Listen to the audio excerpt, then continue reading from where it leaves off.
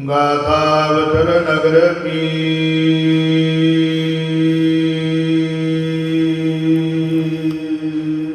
वाहिगुरु जी का खालसा वाहिगुरु जी की फतेह। सतगुरां दी साजी नवाजी, गुरु प्यारी, गुरु सवारी, गुरु खालसा, साध संगत जीओ। अकाल पुरख वाहिगुरु अंतरयामी दा साक्षात स्वरूप, दसां पातशाहियां दी आत्मक जोत, बाणी गुरु, शब्द गुरु, धन धन साहिब श्री गुरु ग्रंथ साहिब महाराज सच्चे पातशाह जी की मेहर का सदका गरीब नवाज सच्चे पातशाह ने अपने सारिਆਂ उत्ते तरस करके अपने चरणों विच बैठण का समा सानू बख्शिया है। सतगुरु जी की किरपा सदका संध्या के समय सजे हुए दीवाना विच गुरु की रबी बाणी के कीर्तन किए गए, उपरंत रहराज साहिब जी के पाठ गुरु के ग्रंथी सिंघां दे पासों सरवण करके सरबत संगतां ने लाभ प्राप्त किया है। हुण सतगुरां दे पवित्र दर उत्ते जो नित्ता प्रति लड़ीवार कथा हुंदी है, श्री गुरप्रताप सूरज ग्रंथ विचों दशमेश पिता साहिबे कमाल सरबंसदानी सतगुरु धन धन साहिब श्री गुरु गोबिंद सिंह साहिब महाराज सच्चे पातशाह जी का सोहना जीवन प्रसंग आपां बड़े अदब के सहित नित्ता प्रति सरवण करते हाँ। प्रेम वालियां संगतां समय अनुसार जुड़ के बैठ जांदियां हन। सतगुरु साहिब जी दखण की धरती के उत्ते हन। अबचल नगर नंदेड़ श्री हजूर साहिब विखे सतगुरु जी संगतां नूं तार रहे हैं। सतगुरु जी के प्यारे सिख भाई दया सिंह जी वो सतगुरां दे भाणे मुताबक सचखंड गमन कर चुके हैं। सतगुरु जी ने आप भी ये इच्छा मन दे विच प्रगट की अकाल पुरख वाहिगुरु दे सदर्श कि आप जी तो विछोड़ा पए नूं बहुत लम्मा समा हो गया। आप जी दे हुक्म मुताबक मैं इस मातलोक दे उत्ते आया। तिन प्रभ जब आयस मोह दिया तब हम जन्म कलू मह लिया। सो अकाल पुरख वाहिगुरु दे हुक्म मुताबक जो जिम्मेवारियां लाइयां गईयां वो सतगुरु जी निभा चुके हैं। जिम्मेवारियां पूरियां हो चुकियां हैं। सरबंस कुर्बान कर दिता है। सतगुरु जी ने खालसा अकाल पुरख की मौज दे विच प्रगट कर चुके हैं। श्री हजूर साहिब विखे सतगुरु सच्चे पातशाह जी हुण सचखंड गमन का तैयारा कर रहे हैं। उस तो पहला जिहड़े कुछ एक सतगुरु जी के निकटवर्ती स्नेही सिख हैं, बड़े बैरागी सिख, बड़े प्यार वालियां संगतां हैं, उन्होंने सतगुरु जी वारों वारी क्योंकि भाणा वरताउणा है पहला तोर रहे हैं कि बाद विच ये इत्थे बैराग ना करन। भाई राम कोयर जी नूं रस्ते दे विचों ही वापस भेज दिता गया सी। उन्हां दे माता जी लैण आए सन। इसे प्रकार साडे सारे खालसियां दे सारे पंथ दे सत्कारयोग माता साहिब देवा कौर जी उन्हां नूं भी सतगुरु सच्चे पातशाह जी ने हुक्म किया कि हे शुभ मते तुसी भी दिल्ली विखे अपनी भैन साडे महल बीबी सुंदर कौर जी दे कोल चले जाओ और उत्थे गुरु कीआं संगतां तुहाडा साडे समान ही सत्कार करनगियां। बेनती की, हे गुरुपति जी मेरा ये प्रण है कि कुछ भी खांदी पींदी मैं बाद विच हाँ, पहला आप जी दे स्वरूप दे दर्शन करदी हाँ। आप जी दे दीदारियां तो बिना मैं मूँह जूठा नहीं करती। तो सतगुरु सच्चे पातशाह जी ने उस वेले छेवें पातशाह अपने दादा जी दे धन गुरु हरगोबिंद साहिब महाराज सच्चे पातशाह जी उन्हां दे पहने हुए उन्हां दे अंगीकार किए हुए शास्त्र 6 शास्त्र सन खड़ग इत्यादक सतगुरु जी ने वो बख्शदियां होया माता साहिब कौर जी नूं वचन किए सन ਕਿ ਤੁਸੀਂ ਇਹਨਾਂ ਸ਼ਸਤਰਾਂ ਦਾ ਬੜੇ ਅਦਬ ਸਤਿਕਾਰ ਸਹਿਤ ਗੁਰੂ ਭਾਵਨਾ ਕਰਕੇ ਪੂਜਨ ਕਰਨਾ ਹੈ। ਅੰਮ੍ਰਿਤ ਵੇਲੇ ਤੁਹਾਨੂੰ ਇਹਨਾਂ ਵਿੱਚੋਂ ਹੀ ਸਾਡੀ ਝਲਕ ਮਿਲਿਆ ਕਰੇਗੀ, ਦਰਸ਼ਨ ਹੋ ਜਾਇਆ ਕਰਨਗੇ। ਇਸ ਪ੍ਰਕਾਰ ਤੁਹਾਡਾ ਨੇਮ ਵੀ ਪੂਰਾ ਹੁੰਦਾ ਰਹੇਗਾ ਤੇ ਸਾਡਾ ਵਚਨ ਵੀ ਤੁਸੀਂ ਮੰਨ ਲਓਗੇ। ਮਾਤਾ ਜੀ ਬਹੁਤ ਵਿਰਾਗ ਵਿੱਚ ਹਨ। ਮਾਤਾ ਜੀ ਨੂੰ ਵੀ ਪਤਾ ਹੈ ਸਤਿਗੁਰੂ ਜੀ ਨੇ ਭਾਣਾ ਵਰਤਾ ਦੇਣਾ ਹੈ, ਔਰ ਇਸ ਕਰਕੇ ਮੈਨੂੰ ਦੂਰ ਭੇਜ ਰਹੇ ਹਨ। ਪਰ ਪਤੀ ਦੀ ਆਗਿਆ ਮੰਨ ਕੇ, ਗੁਰੂ ਦੀ ਆਗਿਆ ਮੰਨ ਕੇ ਮਾਤਾ ਜੀ 10 ਸੇਵਕਾਂ ਦੇ ਸਮੇਤ ਦਿੱਲੀ ਵਿਖੇ ਪਹੁੰਚੇ। ਇੱਥੇ ਸੰਗਤਾਂ ਨੇ ਬਹੁਤ ਸਤਿਕਾਰ ਕੀਤਾ। ਮਾਤਾ ਸਾਹਿਬ ਕੌਰ ਜੀ ਨੇ ਵੱਡੇ ਜਾਣ ਕਰਕੇ ਮਾਤਾ ਸੁੰਦਰ ਕੌਰ ਜੀ ਦੇ ਚਰਨੀ ਹੱਥ ਲਾਏ ਹਨ, ਔਰ ਦੋਵੇਂ ਭੈਣਾਂ ਆਪਸ ਦੇ ਵਿੱਚ ਆਪਣੇ ਵਿਛੜੇ ਹੋਏ ਪਰਿਵਾਰ ਨੂੰ ਯਾਦ ਕਰਕੇ ਗੱਲਾਂ ਬਾਤਾਂ ਕਰਦੀਆਂ ਹਨ। ਇਸ ਪ੍ਰਕਾਰ ਬਹੁਤ ਗੁਰੂ ਕੀਆਂ ਸੰਗਤਾਂ ਆਉਣ ਲੱਗ ਪਈਆਂ। ਬਹੁਤ ਆਦਬ ਸਤਿਕਾਰ ਸਤਿਗੁਰੂ ਸਾਹਿਬ ਜੀ ਦੇ ਬਰਾਬਰ ਹੀ ਸਤਿਕਾਰਯੋਗ ਮਾਤਾਵਾਂ ਦਾ ਹੁੰਦਾ। ਮਾਤਾ ਸੁੰਦਰ ਕੌਰ ਜੀ ਨੇ ਜਿਹੜਾ ਇੱਕ ਪੁੱਤਰ ਗੋਦ ਲਿਆ ਹੋਇਆ ਸੀ, ਸੁਨਿਆਰੇ ਦਾ ਪੁੱਤਰ, ਸਤਿਗੁਰੂ ਜੀ ਨੂੰ ਬੇਨਤੀ ਕਰਕੇ ਗੋਦ ਲੈ ਲਿਆ ਸੀ, ਜਿਸ ਦਾ ਚਿਹਰਾ ਮੋਹਰਾ ਸਾਹਿਬਜ਼ਾਦਾ ਬਾਬਾ ਅਜੀਤ ਸਿੰਘ ਜੀ ਵੱਡੇ ਸਾਹਿਬਜ਼ਾਦੇ ਵਰਗਾ ਹੋਣ ਕਰਕੇ ਮਾਤਾ ਜੀ ਨੇ ਉਸ ਦਾ ਨਾਮ ਸਾਧ ਸੰਗਤ ਜੀ ਸਾਹਿਬਜ਼ਾਦਾ ਅਜੀਤ ਸਿੰਘ ਰੱਖਿਆ ਸੀ। ਉਸ ਅਜੀਤ ਸਿੰਘ ਨੂੰ, ਪਾਲਕ ਪੁੱਤਰ ਨੂੰ ਬੜੇ ਲਾਡਾਂ ਚਾਵਾਂ ਦੁਲਾਰਾਂ ਦੇ ਨਾਲ ਮਾਤਾ ਜੀ ਪਿਆਰ ਦਿੰਦੇ ਹੈ, ਪਾਲਦੇ ਹੈ, ਸੋਹਣੇ ਵਸਤਰ ਪਹਿਨਾਉਂਦੇ ਹਨ। ਇਸ ਪ੍ਰਕਾਰ ਸੁੰਦਰ ਘੋੜਾ ਬਹੁਤ ਕੀਮਤੀ ਲੈ ਕੇ ਦਿੱਤਾ, ਸੁੰਦਰ ਕਾਠੀ ਬਣਵਾਈ, ਜਿਸ ਘੋੜੇ ਦੇ ਉੱਤੇ ਅਸਵਾਰ ਹੋ ਕੇ ਇਹ ਪਾਲਕ ਪੁੱਤਰ ਅਜੀਤ ਸਿੰਘ ਦਿੱਲੀ ਦੀਆਂ ਗਲੀਆਂ ਵਿੱਚ ਜਦੋਂ ਵਿਚਰਦਾ ਹੈ, ਸਾਰੇ ਹੀ ਗੁਰੂ ਕੇ ਸਿੱਖ ਇਸ ਬਾਲਕ ਨੂੰ ਦੇਖ ਕੇ ਕਹਿੰਦੇ ਹਨ ਇਹ ਗੁਰੂ ਕਾ ਸਾਹਿਬਜ਼ਾਦਾ ਹੈ, ਗੁਰੂ ਕਾ ਪੁੱਤਰ ਹੈ। ਇੱਥੋਂ ਤੱਕ ਆਪਾਂ ਕੱਲ੍ਹ ਇਤਿਹਾਸ ਸਰਵਣ ਕਰ ਚੁੱਕੇ ਹਾਂ। ਭਾਈ ਰਾਮ ਕੋਇਰ ਜੀ ਦਾ ਵੀ ਇਹ ਪ੍ਰਣ ਸੀ ਕਿ ਸਤਿਗੁਰੂ ਜੀ ਦੇ ਦਰਸ਼ਨ ਕੀਤਿਆਂ ਬਿਨਾਂ ਅਨਜਲ ਨਹੀਂ ਛਕਦੇ ਸਨ। ਸਤਿਗੁਰੂ ਨੇ ਉਹਨਾਂ ਨੂੰ ਵੀ ਇਹ ਹੁਕਮ ਕਰਕੇ ਭੇਜਿਆ ਸੀ ਕਿ ਜਦੋਂ ਵੀ ਅੰਮ੍ਰਿਤ ਵੇਲੇ ਤੁਸੀਂ ਉੱਠੋ, ਸ਼ਿਕਾਰ ਦੇ ਬਹਾਨੇ ਘੋੜ ਸਵਾਰ ਹੋ ਕੇ ਜੰਗਲਾਂ ਵਿੱਚ, ਖੇਤਾਂ ਵਿੱਚ ਬਾਹਰ ਨਿਕਲ ਜਾਇਆ ਕਰੋ, ਉੱਥੇ ਤੁਹਾਨੂੰ ਸਾਡੇ ਪ੍ਰਤੱਖ ਦਰਸ਼ਨ ਹੋ ਜਾਇਆ ਕਰਨਗੇ। ਉਹ ਭਾਈ ਰਾਮ ਕੋਇਰ ਜੀ ਜਿਹੜੇ ਕਿ ਸਾਹਿਬ ਬਾਬਾ ਬੁੱਢਾ ਸਾਹਿਬ ਜੀ ਦੀ ਅੰਸ਼ ਵੰਸ਼ ਵਿੱਚੋਂ ਹਨ, ਬ੍ਰਹਮ ਗਿਆਨੀ ਸਿੱਖ ਹਨ, ਜੀਵਨ ਮੁਕਤ ਸਿੱਖ ਹਨ। ਜਨਮ ਮਰਨ ਦੁਹੂ ਮੈਂ ਨਾਹੀ, ਜਨ ਪਰ ਉਪਕਾਰੀ ਆਏ। ਬਹੁਤ ਪਰ ਉਪਕਾਰੀ ਗੁਰੂ ਕੇ ਸਿੱਖ ਹਨ। ਜੀ ਦਾਨ ਦੇ ਭਗਤੀ ਲਾਇਨ, ਹਰ ਸੋ ਲੈਨ ਮਿਲਾਏ। ਵਾਹਿਗੁਰੂ ਵੱਲੋਂ ਬਖਸ਼ੀ ਹੋਈ ਡਿਊਟੀ ਨੂੰ, ਜ਼ਿੰਮੇਵਾਰੀ ਨੂੰ ਨਿਭਾਉਂਦੇ ਹਨ। ਇੱਕ ਵਾਰ ਮਾਤਾ ਗੁਜਰ ਕੌਰ ਜੀ ਸ੍ਰੀ ਅਨੰਦਪੁਰ ਸਾਹਿਬ ਵਿਖੇ ਸਾਧ ਸੰਗਤ ਜੀ ਸੁਖਮਨੀ ਸਾਹਿਬ ਜੀ ਦਾ ਪਾਠ ਕਰ ਰਹੇ ਸਨ। ਸੁਖਮਨੀ ਸਾਹਿਬ ਦਾ ਪਾਠ ਕਰਦਿਆਂ ਕਰਦਿਆਂ ਜਦੋਂ ਸਿੱਖ ਦੀ ਜੀਵਨ ਮੁਕਤ ਦੀ ਅਵਸਥਾ ਦਾ ਜ਼ਿਕਰ ਆਇਆ ਤਾਂ ਮਾਤਾ ਜੀ ਧੰਨ ਗੁਰੂ ਗੋਬਿੰਦ ਸਿੰਘ ਸਾਹਿਬ ਮਹਾਰਾਜ ਜੀ ਨੂੰ, ਆਪਣੇ ਪੁੱਤਰ ਨੂੰ ਪੁੱਛਦੇ ਹਨ, ਲਾਲ ਜੀ, ਜਿਸ ਤਰ੍ਹਾਂ ਦਾ ਸਿੱਖ ਸਾਡੇ ਵੱਡੇ ਸਤਿਗੁਰਾਂ ਗੁਰੂ ਅਰਜਨ ਦੇਵ ਮਹਾਰਾਜ ਸੱਚੇ ਪਾਤਸ਼ਾਹ ਜੀ ਨੇ ਸੁਖਮਨੀ ਸਾਹਿਬ ਦੇ ਵਿੱਚ ਲਿਖਿਆ ਕਿ ਅੱਜ ਦੇ ਵੇਲੇ ਵੀ ਇਹੋ ਜਿਹਾ ਕੋਈ ਬ੍ਰਹਮ ਗਿਆਨੀ ਸਿੱਖ ਹੈ। ਸਤਿਗੁਰੂ ਬਾਜਾਂ ਵਾਲੇ ਮੁਸਕਰਾਏ ਤੇ ਆਖਿਆ, ਮਾਤਾ ਜੀ, ਗੁਰੂ ਨਾਨਕ ਦੇ ਘਰ ਦੇ ਵਿੱਚ ਬ੍ਰਹਮ ਗਿਆਨੀ ਸਿੱਖਾਂ ਦਾ ਘਾਟਾ ਨਹੀਂ ਹੈ, ਪਰ ਇਹ ਵੱਖਰੀ ਗੱਲ ਹੈ ਕਿ ਉਹ ਆਪਣੇ ਆਪ ਨੂੰ ਪ੍ਰਗਟ ਨਹੀਂ ਕਰਦੇ।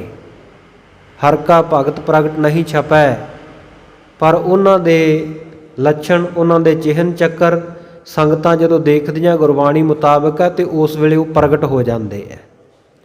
ਸਤਿਗੁਰੂ ਕਦੇ ਮੈਨੂੰ ਵੀ ਇਹੋ ਜਿਹੇ ਬ੍ਰਹਮ ਗਿਆਨੀ ਸਿੱਖ ਦੇ ਦਰਸ਼ਨ ਕਰਾਓ। ਜਦੋਂ ਮਾਤਾ ਨੇ ਇਹ ਗੱਲ ਦਸ਼ਮੇਸ਼ ਪਿਤਾ ਜੀ ਨੂੰ ਆਖੀ ਤਾਂ ਮਾਤਾ ਗੁਜਰ ਕੌਰ ਜੀ ਨੂੰ ਸਤਿਗੁਰੂ ਜੀ ਕਹਿਣ ਲੱਗੇ ਕਿ ਮਾਤਾ, ਕੱਲ੍ਹ ਸਵੇਰ ਨੂੰ ਆਪਣੇ ਹੱਥੀਂ ਪ੍ਰਸ਼ਾਦਾ ਪਾਣੀ ਤਿਆਰ ਕਰੀ, ਮੱਕੀ ਦੀ ਰੋਟੀ ਬਣਾ ਲਈ, ਸਾਗ ਬਣਾ ਲਈ, ਲੱਸੀ, ਦਹੀਂ, ਸਭ ਕੁਝ ਤਿਆਰ ਕਰਕੇ ਨਾ ਭਾਵਨਾ ਦੇ ਨਾਲ ਤਿਆਰ ਕਰਕੇ ਰੱਖ ਲਈ। ਕੱਲ੍ਹ ਨੂੰ ਤੁਹਾਡਾ ਭੋਜਨ ਛਕਣ ਵਾਸਤੇ ਸਾਡਾ ਬ੍ਰਹਮ ਗਿਆਨੀ ਸਿੱਖ ਆਵੇਗਾ। ਮਾਤਾ ਜੀ ਨੇ ਭੋਜਨ ਪ੍ਰਸ਼ਾਦਾ ਤਿਆਰ ਕੀਤਾ। ਤਿਆਰ ਕਰਕੇ ਭੋਜਨ ਕਲਗੀਆਂ ਵਾਲੇ ਪਾਤਸ਼ਾਹ ਕੋਲ ਆ ਗਏ। ਲਾਲ ਜੀ, ਤੁਸੀਂ ਜਿਸ ਬ੍ਰਹਮ ਗਿਆਨੀ ਸਿੱਖ ਦੀ ਗੱਲ ਕਰਦੇ ਸੀ, ਜੀਵਨ ਮੁਕਤ ਅਵਸਥਾ ਵਾਲੇ ਦੀ, ਉਹ ਹਾਲੇ ਤੱਕ ਆਏ ਨਹੀਂ। ਮੈਂ ਭੋਜਨ ਪ੍ਰਸ਼ਾਦਾ ਤਿਆਰ ਕਰਕੇ ਰੱਖ ਚੁੱਕੀ ਹਾਂ। ਇੱਧਰ ਸਤਿਗੁਰ ਸੱਚੇ ਪਾਤਸ਼ਾਹ ਜੀ ਨੇ ਮਨੋ ਮਨੀ ਭਾਈ ਰਾਮ ਕੋਇਰ ਜੀ ਨੂੰ, ਬਾਬਾ ਗੁਰਬਖਸ਼ ਸਿੰਘ ਜੀ ਵੀ ਉਹਨਾਂ ਦਾ ਨਾਮ ਹੈ, ਅੰਮ੍ਰਿਤ ਛਕਣ ਤੋਂ ਬਾਅਦ ਪਹਿਲਾ ਨਾਮ ਭਾਈ ਰਾਮ ਕੌਰ ਜੀ ਹੈ। ਬਾਬਾ ਬੁੱਢਾ ਸਾਹਿਬ ਜੀ ਬ੍ਰਹਮ ਗਿਆਨੀ ਦੀ ਅੰਸ਼ ਵੰਸ਼ ਵਿੱਚੋਂ ਬ੍ਰਹਮ ਵੇਤੇ ਮਹਾਂਪੁਰਸ਼ ਹੋਏ ਹਨ। ਸੋ ਜਦੋਂ ਸਤਿਗੁਰੂ ਜੀ ਨੇ ਹਿਰਦੇ ਵਿੱਚੋਂ ਯਾਦ ਕੀਤਾ ਤੇ ਉਧਰ ਜਾ ਕੇ ਦਿਲ ਦੀਆਂ ਤਾਰਾਂ ਖੜਕ ਗਈਆਂ, ਕਿਉਂਕਿ ਸਾਧ ਸੰਗਤ ਜੀ ਇਹ ਤਾਂ ਅਚਨਚੇਤ ਵੀ ਗੱਲ ਹੈ। ਅਸੀਂ ਆਪਣੇ ਕਿਸੇ ਬਹੁਤ ਪਿਆਰੇ ਨੂੰ ਯਾਦ ਕਰਦੇ ਹੋਈਏ ਤਾਂ ਆਪਾਂ ਸੋਚਦੇ ਹਾਂ ਵੀ ਫਲਾਣੇ ਨੂੰ ਯਾਦ ਕਰ ਲਈਏ, ਅਚਨਚੇਤ ਜਾਂ ਤਾਂ ਇੱਕਦਮ ਸਾਡੇ ਸਾਹਮਣੇ ਆ ਜਾਏਗਾ ਜਾਂ ਅੱਜ ਕੱਲ੍ਹ ਦੇ ਸਮੇਂ ਵਿੱਚ ਉਹਦਾ ਫੋਨ ਆ ਜਾਂਦਾ ਹੁੰਦਾ, ਤੇ ਆਪਾਂ ਕਈ ਵਾਰ ਇਹ ਅਚਨਚੇਤ ਗੱਲ ਕਹਿੰਦੇ ਆ ਵੀ ਮੈਂ ਤੈਨੂੰ ਹੁਣੇ ਚੇਤੇ ਹੀ ਕਰਦਾ ਸੀ, ਤੇਰੀ ਬੜੀ ਲੰਮੀ ਉਮਰ ਹੈ, ਤੂੰ ਹੁਣੇ ਹੀ ਮੈਨੂੰ ਫੋਨ ਕਰ ਲਿਆ, ਹੁਣੇ ਮੇਰੇ ਨਾਲ ਗੱਲਬਾਤ ਕਰ ਲਈ। ਪੁਰਾਣੇ ਸਮਿਆਂ ਦੇ ਵਿੱਚ ਵੀ ਇਹ ਟੈਲੀਪੈਥੀ ਦੂਰ ਸੰਚਾਰ ਦਾ ਮਾਧਿਅਮ ਜਿਹੜਾ ਉਹ ਸਾਧ ਸੰਗਤ ਜੀ ਹਿਰਦਿਆਂ ਦੇ ਵਿੱਚ ਇਹ ਗੱਲਾਂ ਪਹਿਲਾਂ ਵੀ ਪ੍ਰਗਟ ਹੁੰਦੀਆਂ ਸਨ। ਸਾਇੰਸ ਨੇ ਜੋ ਕੁਝ ਵੀ ਅੱਜ ਖੋਜਿਆ ਉਹ ਖੋਜਿਆ ਹੀ ਹੈ, ਬਣਾਇਆ ਆਪਣੇ ਕੋਲੋਂ ਕੁਝ ਨਹੀਂ। ਸੋ ਉਹੀ ਟੈਲੀਪੈਥੀ ਜਿਹੜੀ ਦਿਲ ਦੀ ਘੰਟੀ ਜਾ ਕੇ ਖੜਕੀ, ਮੇਰੇ ਕਲਗੀਆਂ ਵਾਲੇ ਪਾਤਸ਼ਾਹ ਯਾਦ ਕਰਦੇ ਆ। ਰਮਦਾਸ ਦੀ ਧਰਤੀ ਸ੍ਰੀ ਅੰਮ੍ਰਿਤਸਰ ਸਾਹਿਬ ਦੀ ਧਰਤੀ ਤੋਂ ਭਾਈ ਰਾਮ ਕੌਰ ਜੀ ਅੰਮ੍ਰਿਤ ਵੇਲੇ ਘੋੜ ਸਵਾਰ ਹੋ ਕੇ ਚੱਲ ਪਏ। ਸੇਵਕਾਂ ਨੂੰ ਕਹਿੰਦੇ ਭਾਈ ਤੁਸੀਂ ਪਿੱਛੇ ਪਿੱਛੇ ਆ ਜਾਇਓ, ਮੈਂ ਅਨੰਦਪੁਰ ਸਾਹਿਬ ਸਤਿਗੁਰੂ ਦੇ ਦਰਸ਼ਨ ਕਰਨ ਚੱਲਿਆ। ਇੱਧਰ ਮਾਤਾ ਜੀ ਯਾਦ ਕਰ ਰਹੇ ਹੈ ਤੇ ਪਲਾਂ ਛਿਨਾਂ ਦੇ ਵਿੱਚ ਹੀ ਭਾਈ ਰਾਮ ਕੌਰ ਜੀ ਉੱਥੇ ਪਹੁੰਚ ਗਏ। ਸਤਿਗੁਰੂ ਕਹਿੰਦੇ ਲੈ ਮਾਤਾ ਉਹ ਬ੍ਰਹਮ ਗਿਆਨੀ ਸਿੱਖ ਆ ਗਿਆ, ਕਰ ਲੈ ਇਹਨਾਂ ਦੀ ਸੇਵਾ।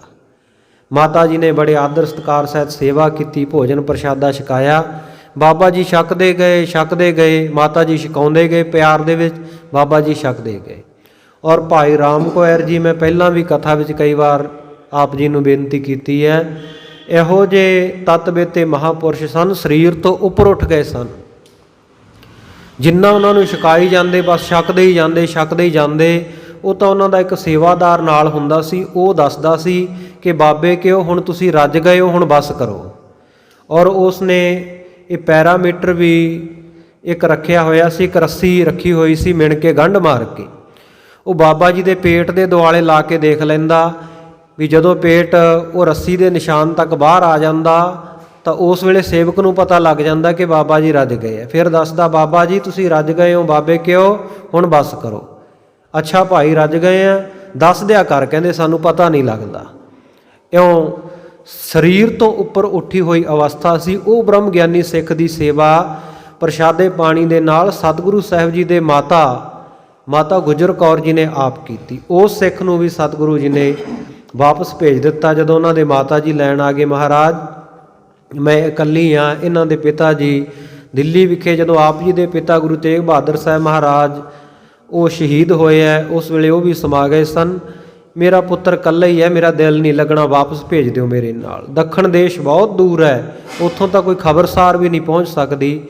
ਸਤਿਗੁਰੂ ਨੇ ਮਾਤਾ ਦਾ ਪਿਆਰ ਦੇਖ ਕੇ ਭਾਈ ਰਾਮ ਕੌਰ ਜੀ ਨੂੰ ਵੀ ਵਾਪਸ ਭੇਜ ਦਿੱਤਾ ਸੀ। ਆਓ ਅੱਜ ਜਿਵੇਂ ਅਬਚਲ ਨਗਰ ਸ਼੍ਰੀ ਹਜੂਰ ਸਾਹਿਬ ਦਾ ਪ੍ਰਸੰਗ ਆ ਰਿਹਾ, ਕਲਗੀਆਂ ਵਾਲੇ ਪਾਤਸ਼ਾਹ ਜੀ ਦਾ ਸੋਹਣਾ ਪ੍ਰਸੰਗ, ਬੜੇ ਅਦਬ ਸਹਿਤ ਮਨ ਦੀ ਇਕਾਗਰਤਾ ਦੇ ਨਾਲ ਸਰਵਣ ਕਰੀਏ ਜੀ। ਸਤਨਾਮ ਸ੍ਰੀ ਵਾਹਿਗੁਰੂ ਸਾਹਿਬ ਜੀ। ਦੋਹਰਾ ਗਾਥਾ ਅਬਚਲ ਨਗਰ ਕੀ। ਅਬਚਲ ਨਗਰ ਗੋਬਿੰਦ ਗੁਰੂ ਕਾ ਨਾਮ ਜਪਤ ਸੁਖ ਪਾਇਆ ਰਾਮ।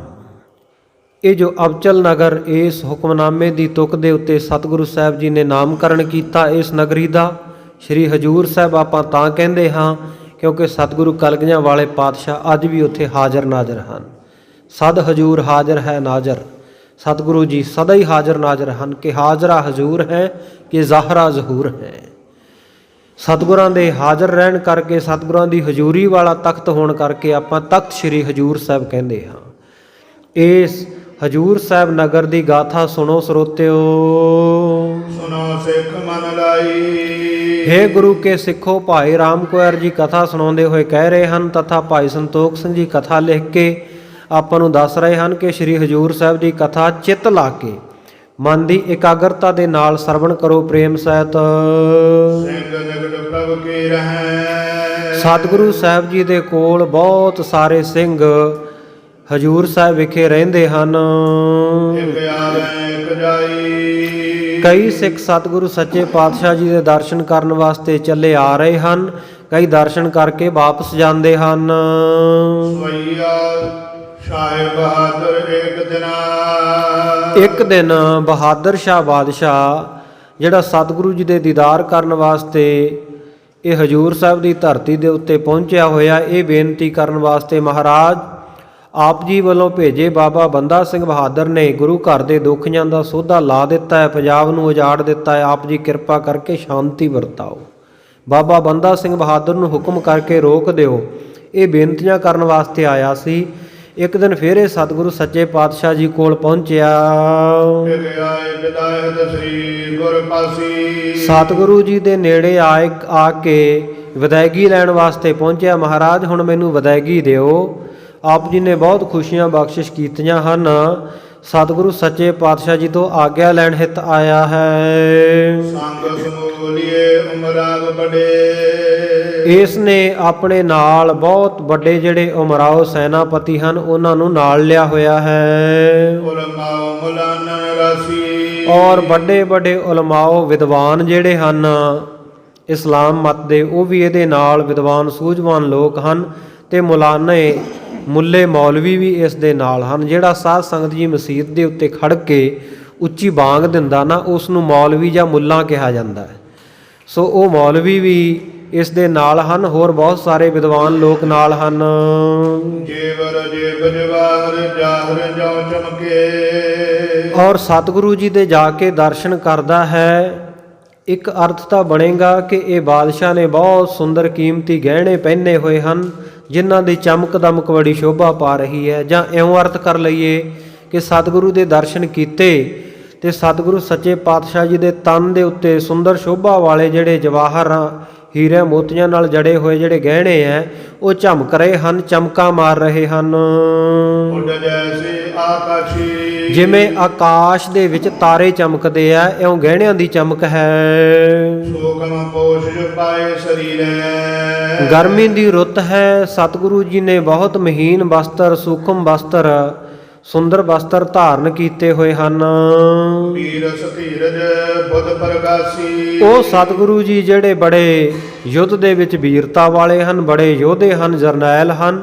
ਔਰ ਸਤੀਰ ਬੜੇ ਧੀਰਜਵਾਨ ਹਨ ਔਰ ਬੁੱਧ ਪ੍ਰਕਾਸ਼ੀ। ਸਤਿਗੁਰੂ ਸੱਚੇ ਪਾਤਸ਼ਾਹ ਜੀ ਵਰਗੀ ਬੁੱਧੀ ਕਿਸ ਦੀ ਹੋਵੇਗੀ। ਜਿਹੜੇ ਸਾਧ ਸੰਗਤ ਸਾਨੂੰ ਸਾਰਿਆਂ ਨੂੰ ਸਮੱਤ, ਸਾਰਿਆਂ ਨੂੰ ਬੁੱਧੀ ਬਖਸ਼ਣ ਵਾਲੇ ਔਰ ਸ੍ਰੇਸ਼ਟ ਬੁੱਧੀ ਦੇ ਮਾਲਕ ਹਨ। ਆਤਨ ਬੰਦ ਕਰੀ ਅਭਿਵੰਦਨ। ਸਤਿਗੁਰੂ ਜੀ ਨੂੰ ਹੱਥ ਜੋੜ ਕੇ ਆ ਕੇ ਇਸਨੇ ਬੇਨਤੀ ਕੀਤੀ, ਨਮਸਕਾਰ ਕੀਤੀ। ਨੌਰੰਗ ਨੰਦਨ ਬੈਠ ਗਇਓ। ਔਰ ਨਰੰਗੇ ਦਾ ਪੁੱਤ ਔਰੰਗਜ਼ੇਬ ਦਾ ਪੁੱਤਰ ਬਹਾਦਰ ਸ਼ਾਹ ਸਤਿਗੁਰੂ ਦੇ ਕੋਲ ਬੈਠ ਗਿਆ ਨਮਸਕਾਰ ਕਰਕੇ। ਸਨਮਾਨ ਬਖਾਨਤ ਸ੍ਰੀ ਗੁਰ। ਬਹੁਤ ਹੀ ਮਾਨ ਸਨਮਾਨ ਦੇ ਨਾਲ ਸਤਿਗੁਰੂ ਸੱਚੇ ਪਾਤਸ਼ਾਹ ਨੇ ਆਖਿਆ। ਸ਼ਾਹ ਕਉ ਸੁਭ ਰਾਜ ਥਇਓ। ਕਹਿਣ ਲੱਗੇ ਬਹਾਦਰ ਸ਼ਾਹ ਦੱਸ, ਕਹਿੰਦੇ ਤੇਰਾ ਰਾਜ ਭਾਗ ਤਾਂ ਠੀਕ ਠਾਕ ਹੈ ਨਾ, ਸਭ ਕੁਝ ਕੁਸ਼ਲ ਮੰਗਲ ਹੈ, ਸੁਖ ਸਾਂਦ ਹੈ। ਸਾਧਮ ਵਾਸਲੇ ਸਭ ਕੈ ਨਹਿ। ਕਹਿੰਦੇ ਜਿੰਨੇ ਤੇਰੇ ਤੋਂ ਆਕੀ ਸੀ ਉਹਨਾਂ ਨੂੰ ਸਾਰਿਆਂ ਨੂੰ ਆਪਣੇ ਅਧੀਨ ਕਰ ਲਿਆ ਕਿ ਨਹੀਂ। ਦਸ਼ਣ ਆਏ ਮਾ ਆਏ ਸਮਾਨ ਪਇਓ। ਦੱਖਣ ਦੇ ਲੋਕ, ਦੱਖਣ ਦਾ ਇਲਾਕਾ, ਦੱਖਣ ਦੇ ਰਾਜੇ ਤੇਰੇ ਆਗਿਆਕਾਰੀ ਹੋ ਗਏ ਹਨ। ਪਾਵਨ ਮਨੋਰਥ ਔਰ ਹਿਰਦੇ ਆਵਾ। ਹੋਰ ਤੇਰੇ ਮਨੋਰਥ ਦਾ ਹੁਣ ਕੀ ਇੱਛਾ ਹੈ, ਤੇਰੇ ਮਨ ਦਾ ਕੀ ਫੁਰਨਾ ਹੈ। ਤੋਰ ਪਿਤਾ ਸਮਝੀਰ ਕਇਓ। ਹੁਣ ਤਾਂ ਜਿਵੇਂ ਤੇਰੇ ਪਿਤਾ ਦਾ ਰਾਜ ਭਾਗ ਸੀ, ਇਸੇ ਤਰ੍ਹਾਂ ਤੇਰਾ ਰਾਜ ਭਾਗ, ਤੇਰੀ ਹਕੂਮਤ ਕਾਇਮ ਹੋ ਚੁੱਕੀ ਹੈ। ਸ੍ਰੀ ਗੁਰੂ ਰਾਵਰ ਕੀ ਕਰਣਾ ਮੁਝੇ। ਹੱਥ ਜੋੜੇ ਬਹਾਦਰ ਸ਼ਾਹ ਬਾਦਸ਼ਾਹ ਕਹਿਣ ਲੱਗਾ, ਹੈ ਸਤਿਗੁਰੂ ਸੱਚੇ ਪਾਤਸ਼ਾਹ, ਆਪ ਜੀ ਦੀ ਮੇਰੇ ਉੱਤੇ ਬਹੁਤ ਕਿਰਪਾ ਹੈ। ਦਾਤ ਦਈ ਪਦਸ਼ਾਹ ਤੁਸਾਰੀ। ਆ ਜਿਹੜੀ ਪਾਤਸ਼ਾਹੀ ਦੇ ਵਚਨ ਕਰ ਦਿਓ ਮਹਾਰਾਜ, ਇਹ ਤੁਹਾਡੀਆਂ ਦਿੱਤੀਆਂ ਹੋਈਆਂ ਦਾਤਾਂ, ਆਪ ਜੀ ਨੇ ਇਹ ਪਾਤਸ਼ਾਹੀ ਬਖਸ਼ੀ ਹੈ ਮੈਨੂੰ। ਕੌਣ ਸਕੈ ਅਰ ਮਾਰਣੀਏ ਅਰੇ। ਤੁਹਾਡੀ ਕਿਰਪਾ ਦੇ ਨਾਲ ਹੁਣ ਕੌਣ ਅੱਗੇ ਅੜ ਸਕਦਾ ਹੈ। ਮੈਂ ਸਭ ਬੈਰੀਆਂ ਨੂੰ ਮਾਰ ਲਿਆ ਹੈ। ਸੈਨ ਫਿਰੈ ਜਤੂ ਕਦ ਭਾਰੀ। ਜਿੱਥੇ ਕਿਤੇ ਵੀ ਦੇਖੋ ਮਹਾਰਾਜ ਮੇਰੀ ਭਾਰੀ ਸੈਨਾ ਤੁਰੀ ਫਿਰਦੀ ਹੈ। ਦਸ਼ਣ ਦੇਸ਼ ਅਸ਼ੇਸ਼ ਲਿਓ। ਸਾਰੇ ਦੱਖਣ ਦੇਸ਼ ਨੂੰ ਮੈਂ ਜਿੱਤ ਲਿਆ ਹੈ। ਬਸਾਂ ਦਿਨ ਕੇਤਕ ਔਰੇ ਗਾਰੀ। ਔਰ ਇਸ ਦੇਸ਼ ਦੇ ਵਿੱਚ ਮੈਂ ਹੁਣ ਹੋਰ ਥੋੜੇ ਜਿਹੇ ਦਿਨ ਅੱਗੇ ਵਸਾਂਗਾ। ਫੇਰ ਚਲਾਂ ਦਿੱਲੀ ਪੁਰ ਕੋ। ਫੇਰ ਮਹਾਰਾਜ ਮੈਂ ਦਿੱਲੀ ਨਗਰ ਵੱਲ ਨੂੰ ਚਾਲਾ ਮਾਰਾਂਗਾ।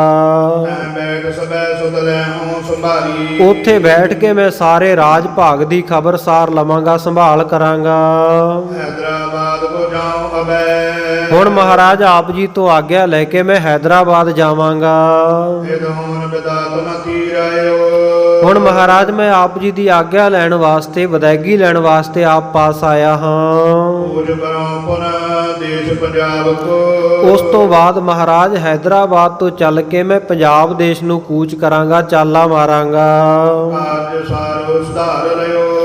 ਇੱਥੇ ਆਪ ਜੀ ਦੀ ਕਿਰਪਾ ਨਾਲ ਮੈਂ ਸਾਰੇ ਕਾਜ ਸੁਧਾਰ ਲਏ, ਸਾਰੇ ਮੇਰੇ ਕੰਮ ਸਫਲੇ ਹੋ ਗਏ ਹਨ। ਸ੍ਰੀ ਪ੍ਰਭ ਪੂਜਤ ਹਾਉ ਮਤ ਹਿੰਦ ਕੋ। ਪਰ ਮਹਾਰਾਜ ਮੈਂ ਆਪ ਜੀ ਨੂੰ ਇੱਕ ਸਵਾਲ ਪੁੱਛਣਾ ਚਾਹੁੰਦਾ ਹਾਂ ਕਿ ਜਿਹੜਾ ਹਿੰਦੂਆਂ ਦਾ ਮਤ ਹੈ, ਆਜੋ ਐ ਏਕੈ ਸੋ ਕਿਓ। ਮਹਾਰਾਜ ਮੈਨੂੰ ਲੱਗਦਾ ਹੈ ਵੀ ਹਿੰਦੂ ਮਤ ਆ ਨਾ ਜਿਹੜਾ, ਇਹ ਬੜਾ ਕੱਚਾ ਪਿੱਛਾ ਜਾਏ। ਕਿਸ ਨੇ ਸ਼ੁਰੂ ਕੀਤਾ ਹੈ? ਪਾਤਰ ਕੋ ਕਰ ਮੂਰਤ ਕੋ ਕਰ। ਮਹਾਰਾਜ ਕਹਿੰਦੇ ਭਾਈ ਕਿਉਂ ਤੈਨੂੰ ਹਿੰਦੂਆਂ ਦਾ ਮਤ ਕੱਚਾ ਪਿੱਛਾ ਕਿਉਂ ਲੱਗਦਾ?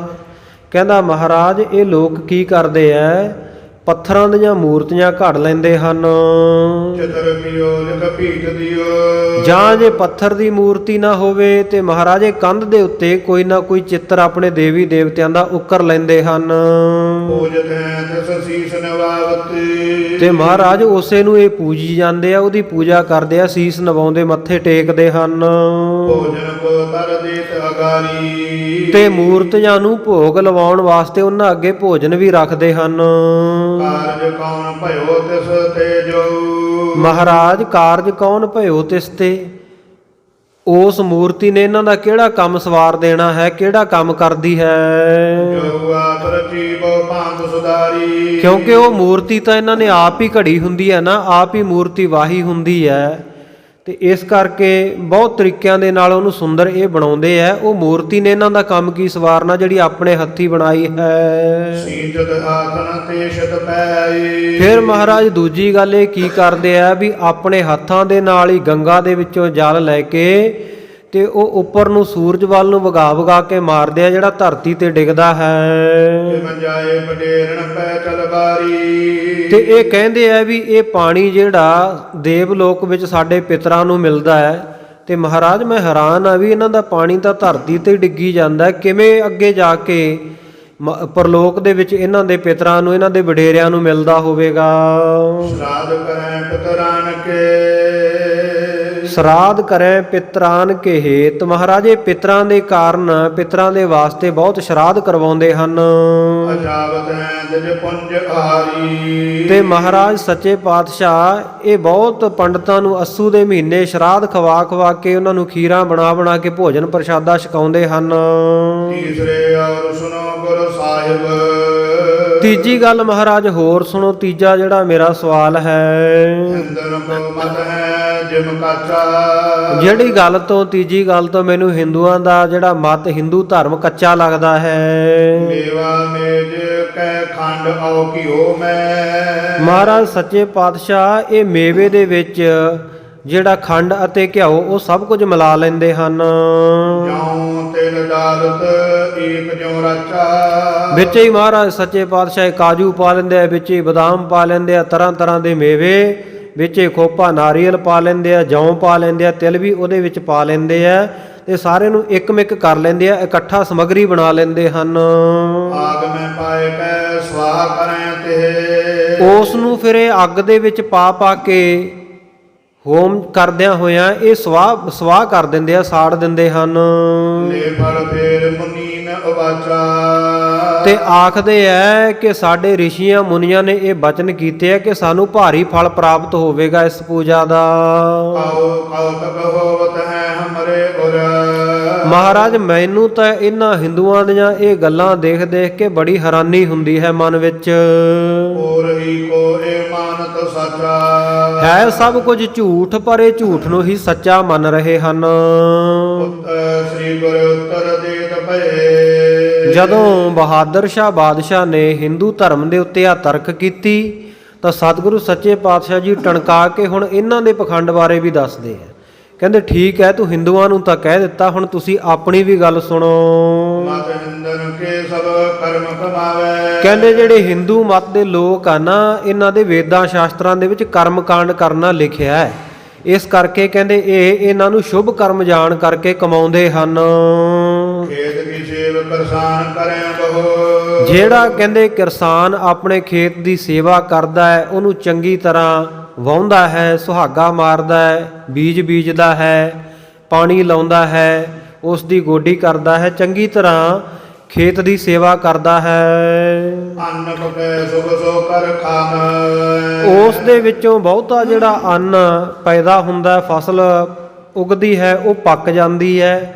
ਜਦੋਂ ਫਸਲ ਪੱਕ ਜਾਂਦੀ ਹੈ, ਉਹਨੂੰ ਵੱਢ ਕੇ ਆਪਣੇ ਘਰ ਲੈ ਜਾਂਦਾ ਤੇ ਘਰ ਲਿਜਾ ਕੇ ਸੁੱਖ ਦੇ ਨਾਲ ਫਿਰ ਉਹ ਅੰਨ ਖਾਂਦਾ ਹੈ, ਅੰਨ ਛਕਦਾ ਹੈ, ਪਰਿਵਾਰ ਦੀ ਪ੍ਰਤਪਾਲਨਾ ਕਰਦਾ। ਖੇਤ ਵਿੱਚ ਤਾਂ ਨਹੀਂ ਖਾ ਲੈਂਦਾ ਨਾ, ਉਸੇ ਵੇਲੇ ਤਾਂ ਨਹੀਂ, ਘਰ ਲਿਜਾ ਕੇ ਉਸ ਅੰਨ ਨੂੰ ਛਕਦਾ ਹੈ। ਤੈਨ ਕੀ ਸੇਵ ਕਰੈ ਹਿਤ ਸੋ। ਇਸੇ ਤਰ੍ਹਾਂ ਕਹਿੰਦੇ ਜਿਹੜੇ ਲੋਕ ਗਊਆਂ ਰੱਖਦੇ ਆ, ਗਊਆਂ ਦੀ ਸੇਵਾ ਵੀ ਉਹ ਬੜੇ ਪ੍ਰੇਮ ਦੇ ਨਾਲ ਕਰਦੇ ਹਨ, ਪਿਆਰ ਨਾਲ। ਤਿਨ ਕੇਤ ਕਮੈ ਪੈ ਸਵਾਗਤ ਪਾਵੈ। ਔਰ ਜਦੋਂ ਸੇਵਾ ਕਰਦੇ ਰਹਿੰਦੇ ਆ, ਸੇਵਾ ਕਰਦੇ ਰਹਿੰਦੇ ਆ, ਉਹ ਗਊ ਨੂੰ ਚੰਗੀ ਤਰ੍ਹਾਂ ਪਾਲਦੇ ਆ। ਕੁਝ ਕੁ ਮਹੀਨਿਆਂ ਬਾਅਦ ਸੂਆ ਪੈਂਦਾ ਹੈ, ਉਹ ਵੱਛੀ ਨੂੰ ਜਨਮ ਦਿੰਦੀ ਹੈ ਤੇ ਫਿਰ ਕੁਝ ਸਮੇਂ ਬਾਅਦ ਉਸ ਗਊ ਤੋਂ ਸਵਾਦਲਾ ਦੁੱਧ ਪ੍ਰਾਪਤ ਕਰਦੇ ਹਨ। ਭੂਪਤ ਸੇਵਤ ਲੈ ਧਨ ਕੇ ਬਹੁ। ਔਰ ਤੁਹਾਡੇ ਵਰਗੇ ਰਾਜਿਆਂ ਦੀ ਜਿਹੜੇ ਲੋਕ ਸੇਵਾ ਕਰਦੇ ਹਨ, ਉਹਨਾਂ ਤੋਂ ਬਹੁਤਾ ਧਨ ਪ੍ਰਾਪਤ ਕਰਦੇ ਹਨ। ਸੇਵਨ ਤੇ ਸਭੂ ਬਲ ਆਵੈ। ਔਰ ਜਿਹੜੇ ਰਾਜਿਆਂ ਦੀ ਸੇਵਾ ਕਰਦੇ ਆ, ਉਹ ਤੁਹਾਡੇ ਪਾਸੋਂ, ਰਾਜਿਆਂ ਪਾਸੋਂ ਧਨ ਪ੍ਰਾਪਤ ਕਰ ਲੈਂਦੇ ਹਨ। ਇਸ਼ਟ ਰੂਪ ਕੈ ਮੂਜਤ ਮੈਂ। ਇਸੇ ਤਰ੍ਹਾਂ ਕਹਿੰਦੇ ਜਿਹੜੇ ਇਹ ਹਿੰਦੂ ਹੈ, ਇਹ ਮੂਰਤੀ ਦੇ ਵਿੱਚ ਆਰੋਪਣ ਕਰਦੇ ਆ, ਮੰਨਦੇ ਆ, ਧਿਆਨ ਧਰਦੇ ਆ ਕਿ ਸਾਡਾ ਇਸ਼ਟ ਹੈ। ਔਰ ਧਿਆਨ ਧਰੈ ਮਨ ਪ੍ਰੀਮ ਲਗਾਵੈ। ਸਾਹਮਣੇ ਮੂਰਤੀ ਰੱਖੀ ਹੁੰਦੀ ਹੈ, ਪਰ ਹਿਰਦੇ ਵਿੱਚ ਧਿਆਨ ਆਪਣੇ ਭਗਵਾਨ ਦਾ ਕਰਦੇ ਆ, ਰੱਬ ਦਾ ਕਰਦੇ ਆ, ਔਰ ਬੜੇ ਪ੍ਰੇਮ ਦੇ ਨਾਲ ਮਨ ਲਾ ਕੇ, ਬਿਰਤੀ ਲਾ ਕੇ ਬਹਿੰਦੇ ਹਨ। ਪਾਵਤ ਹੈ ਕਰ ਕਾਮਨਕ। ਔਰ ਇਸ ਤਰ੍ਹਾਂ ਉਹਨਾਂ ਦੀ ਸ਼ਰਧਾ ਭਾਵਨਾ ਦੇ ਨਾਲ ਉਹਨਾਂ ਦੀ ਇੱਛਾ ਪੂਰੀ ਹੋ ਜਾਂਦੀ ਹੈ। ਚਿਤ ਕੋ ਨੀਚਾ ਨੇ ਕਿਉ ਸਬਲਾਵੈ। ਭਾਈ ਜਿਹੜਾ ਚਿੱਤ ਦਾ ਨਿਸ਼ਚਾ ਨਾ, ਉਹ ਕਦੇ ਅਜਾਈ ਨਹੀਂ ਜਾਂਦਾ, ਉਹ ਸਫਲਾ ਜ਼ਰੂਰ ਹੁੰਦਾ ਹੈ। ਆਸਤ ਨਾਸਤ ਦੋਇ ਰਚੈ ਨਰ। ਸੰਸਾਰ ਵਿੱਚ ਵਾਹਿਗੁਰੂ ਨੇ ਆਸਤ ਤੇ ਨਾਸਤ, ਆਸਤਿਕ ਰੱਬ ਨੂੰ ਮੰਨਣ ਵਾਲੇ ਤੇ ਨਾਸਤਿਕ ਰੱਬ ਦੀ ਹੋਂਦ ਤੋਂ ਜਿਹੜੇ ਮੁਨਕਰ ਹੈ, ਦੋ ਤਰ੍ਹਾਂ ਦੇ ਮਨੁੱਖ ਰਚੇ ਹਨ। ਸ੍ਰੀ ਪਰਮੇਸ਼ਰ ਕੋ ਚਿਤ ਭਾਵੈ। ਔਰ ਪਰਮੇਸ਼ਰ ਦੇ ਚਿੱਤ ਨੂੰ ਇਹੀ ਗੱਲ ਭਾਉਂਦੀ ਹੈ। ਆਸਤ ਤੇ ਕਨ ਹਿੰਦੂ ਭਏ। ਕਹਿੰਦੇ ਹਿੰਦੂ ਲੋਕ ਹੈ ਜਿਹੜੇ, ਉਹਨਾਂ ਦਾ ਮਤ ਹੈ ਵੀ ਉਹ ਲੋਕ ਆਸਤਿਕ ਹੈ, ਜਿਹੜੇ ਵੇਦਾਂ ਸ਼ਾਸਤਰਾਂ ਪੁਰਾਣਾਂ ਦੇ ਉੱਤੇ ਆਪਣੀ ਸ਼ਰਧਾ ਭਾਵਨਾ ਆਸਥਾ ਰੱਖਦੇ ਹਨ, ਉਹਨਾਂ ਦੇ ਦੁਆਰਾ ਦੱਸੇ ਗਏ ਕਰਮਕਾਂਡ ਜੀਵਨ ਵਿੱਚ ਅਪਣਾਉਂਦੇ ਹਨ। ਇਸੇ ਤਰ੍ਹਾਂ ਸਵਰਗ ਨਰਕ ਨੂੰ, ਧਰਮ ਰਾਜੇ ਨੂੰ, ਲੇਖੇ ਨੂੰ, ਇਹਨਾਂ ਸਾਰੀਆਂ ਗੱਲਾਂ ਨੂੰ ਮੰਨਦੇ ਹਨ। ਉਹ ਲੋਕ ਨਾਸਤਿਕ ਆਸਤਿਕ ਹਨ, ਰੱਬ ਨੂੰ ਮੰਨਣ ਵਾਲੇ ਹਨ। ਤੁਰਕੇਸ਼ ਪਿਨਾ ਸੁਦਤੇ ਬਨ ਆਵੈ। ਪਰ ਤੁਰਕ ਲੋਕ ਜਿਹੜੇ ਹਿੰਦੂਆਂ ਦੇ ਭਾਣੇ, ਉਹ ਨਾਸਤਿਕ ਆ, ਕਿਉਂਕਿ ਉਹ ਉਹਨਾਂ ਦੇ ਵੇਦਾਂ ਸ਼ਾਸਤਰਾਂ ਨੂੰ ਨਹੀਂ ਮੰਨਦੇ। ਮੂਲ ਤਰਵਰ ਕੋ ਜਲ ਸਿੰਚਤ। ਕਹਿੰਦੇ ਫਿਰ ਗੱਲ ਇੱਕ ਹੋਰ ਸੁਣੋ ਬਾਦਸ਼ਾਹ। ਕਹਿੰਦੇ ਜਿਹੜਾ ਦਰਖਤ ਹੁੰਦਾ ਹੈ, ਉਹਦੀਆਂ ਜੜ੍ਹਾਂ ਦੇ ਵਿੱਚ ਆਪਾਂ ਪਾਣੀ ਪਾਉਂਦੇ ਹਾਂ, ਇਸ ਕਰਕੇ ਉਹ ਵੱਡਾ ਹੁੰਦਾ ਹੈ। ਉਪਰ ਤੇ ਦੁਨੀਏ ਫਲ ਪਤਾਸਾ। ਪਾਣੀ ਤਾਂ ਉਹਦੀਆਂ ਜੜ੍ਹਾਂ ਵਿੱਚ ਪਾਈਦਾ ਹੈ, ਉਹਦੀ ਸੇਵਾ ਕਰੀਦੀ ਹੈ, ਪਰ ਜੜ੍ਹਾਂ ਵਿੱਚੋਂ ਫਲ ਤਾਂ ਨਹੀਂ ਲੱਗਦਾ। ਜੜ੍ਹਾਂ 'ਚ ਤਾਂ ਨਹੀਂ ਅਨਾਰ ਲੱਗਦੇ, ਅੰਬ ਲੱਗਦੇ। ਉਹਦੀਆਂ ਉੱਪਰਲੇ ਪਾਸੇ ਸ਼ਾਖਾਵਾਂ, ਟਾਹਣੀਆਂ ਦੇ ਉੱਤੋਂ ਫਲ ਪ੍ਰਾਪਤ ਕਰਦੇ ਹਾਂ। ਜਿਉ ਜਦ ਜਾਨੋ ਪੁੱਤਰ ਕੀ ਕ੍ਰਿਤ। ਇਸੇ ਤਰ੍ਹਾਂ ਕਹਿੰਦੇ ਹਿਰਦੇ ਵਿੱਚ ਜਾਣ ਲਓ ਵੀ ਜਿਹੜਾ ਮਨ ਲਾ ਕੇ ਇਸ ਭੂਮੀ ਦੇ ਉੱਤੇ, ਇਸ ਮਾਤ ਲੋਕ ਦੇ ਉੱਤੇ ਜਿਹੜੇ ਸ਼ੁਭ ਕਰਮ ਕਰਦੇ ਹਨ ਲੋਕ, ਲੇਤ ਸਬੈ ਫਲ ਜਾਏ ਆਕਾਛਾ। ਉਹ ਜਿਵੇਂ ਦਰਖਤ ਦੀਆਂ ਜੜ੍ਹਾਂ ਨੂੰ ਫਲ ਪਾਇਆ ਜਾਂਦਾ ਤੇ ਫਲ ਉੱਤੇ ਜਾ ਕੇ ਮਿਲਦਾ ਹੈ, ਟਾਹਣੀਆਂ ਤੋਂ ਮਿਲਦਾ। ਇਸੇ ਤਰ੍ਹਾਂ ਇਹ ਧਰਤੀ ਦੇ ਉੱਤੇ ਜਿਹੜੇ ਕਰਮ ਕੀਤੇ ਜਾਂਦੇ ਆ, ਸ਼ੁਭ ਕਰਮ ਕੀਤੇ ਜਾਂਦੇ ਆ, ਇਹਨਾਂ ਦਾ ਫਲ ਉੱਪਰ ਜਾ ਕੇ ਪ੍ਰਲੋਕ ਵਿੱਚ ਪ੍ਰਾਪਤ ਹੁੰਦਾ ਹੈ। ਆਜੋ ਮਤੋ ਆਪਣੋ ਤੁਮ ਦੇਖੋ। ਕਹਿੰਦੇ ਤੂੰ ਇਹਨਾਂ ਦੇ ਧਰਮ ਨੂੰ, ਹਿੰਦੂਆਂ ਦੇ ਧਰਮ ਨੂੰ ਤਾਂ ਕੱਚਾ ਮਿਥਲਿਆ ਕਹੀ ਜਾਂਦਾ, ਕੱਚਾ ਪਿੱਚਾ। ਕਹਿੰਦੇ ਆਪਣੇ ਵੱਲ ਵੀ ਦੇਖ ਲੈ, ਤੁਸੀਂ ਕੀ ਪਖੰਡ ਕਰਦੇ ਹੋ। ਮਾਨਕ ਹੋਂ ਕਬਰੈ ਜਿਨ ਨਾਛਾ। ਕਹਿੰਦੇ ਉਹਨਾਂ ਨੂੰ ਕਹਿੰਦੇ ਆ ਇਹ ਪਿਤਰਾਂ ਦੀ ਸੇਵਾ ਕਰਦੇ ਆ, ਇਹ ਪੰਡਤਾਂ ਨੂੰ ਖਵਾਉਂਦੇ ਆ। ਕਹਿੰਦੇ ਬੰਦੇ ਨੂੰ ਤਾਂ ਖਵਾਉਂਦੇ ਆ, ਪਰ ਤੁਸੀਂ ਤਾਂ ਕਬਰਾਂ ਦੀ ਪੂਜਾ ਕਰੀ ਜਾਂਦੇ ਹੋ ਜਿੱਥੇ ਬਹੁਤ ਲੋਕ ਨਾਸ਼ ਹੋ ਚੁੱਕੇ ਹਨ। ਕਿਆ ਦਿਨ ਤੇ ਕਉ ਕਾਜ ਸਰੇ। ਉਹਨਾਂ ਦੀ ਮੂਰਤੀ ਕੋਈ ਕਾਜ ਨਹੀਂ ਸਵਾਰਦੀ, ਤਾਂ ਦੱਸੋ ਤੁਹਾਡੀਆਂ ਕਬਰਾਂ ਤੋਂ ਫਿਰ ਕਿਹੜਾ ਕਾਜ ਸਬਰ ਆਉਂਦਾ ਹੈ। ਮਿਲਤ ਕਾ ਮਿਲ ਗਏ ਤਨ ਕਿਆ ਧਰ ਆਸਾ। ਕਹਿੰਦੇ ਉਹ ਤਨ ਤਾਂ ਮਿੱਟੀ ਵਿੱਚ ਮਿਲ ਗਏ ਸੀ, ਤੁਸੀਂ ਉਹਨਾਂ ਤੋਂ ਕਿਹੜੀ ਆਸ ਰੱਖਦੇ ਹੋ ਜਾ ਕੇ ਜਿਹੜੇ ਧਰਤੀ ਵਿੱਚ ਕਬਰਾਂ ਵਿੱਚ ਦੱਬੇ ਹਨ। ਕਰੋ ਬੰਦਗੀ ਰੋਜ਼ ਤੁਮ। ਕਹਿੰਦੇ ਰੋਜ਼ ਤੁਸੀਂ ਰੱਬ ਦੀ ਬੰਦਗੀ ਕਰਦੇ ਹੋ। ਬੰਦਾ ਬਨ ਕਰ ਆਪ। ਆਪਣੇ ਆਪ ਨੂੰ ਕਹਾਉਂਦੇ ਹੋ ਕਿ ਅਸੀਂ ਰੱਬ ਦੇ ਬੰਦੇ ਹਾਂ। ਦੇਖਿਓ ਸੁਣਿਓ ਨਾ ਰੱਬ ਕਿਤੇ। ਕਹਿੰਦੇ ਬਹਾਦਰ ਸ਼ਾਹ ਦੱਸ ਤੁਸੀਂ ਕਿਤੇ ਰੱਬ ਦੇਖਿਆ ਸੁਣਿਆ? ਕਦੇ ਨਹੀਂ ਦੇਖਿਆ ਸੁਣਿਆ ਕਿਸੇ ਪਾਸੇ। ਕਰੋ ਨਿਵਾਜ ਕਲਾਪ। ਔਰ ਤੁਸੀਂ ਉੱਚੀ ਉੱਚੀ ਬੋਲ ਕੇ ਕੂਕਦੇ ਹੋ, ਨਮਾਜ਼ਾਂ ਵੀ ਕਰਦੇ ਹੋ ਵਾਹਿਗੁਰੂ ਦੀਆਂ। ਰੂਪ ਨਾ ਰੰਗ ਨਾ ਠੌਰ ਕੀਤਾ। ਪਰ ਭਾਈ ਉਹ ਵਾਹਿਗੁਰੂ ਪਰਮੇਸ਼ਰ ਜਿਹੜਾ ਰੂਪ ਨਾ ਰੰਗ ਔਰ ਨਾ ਕਿਸੇ ਇੱਕ ਵਿਸ਼ੇਸ਼ ਜਗ੍ਹਾ ਦੇ ਉੱਤੇ, ਨਾ ਉਹਦਾ ਕੋਈ ਰੂਪ ਰੰਗ ਹੈ। ਪਾਕ ਅੱਲਾ ਹੈ ਅਪਾਰ। ਉਹ ਵਾਹਿਗੁਰੂ ਪਰਮੇਸ਼ਰ ਦਾ ਪਾਕ ਪਵਿੱਤਰ ਹੈ, ਅੱਲਾ ਹੈ ਆਪਾਜ।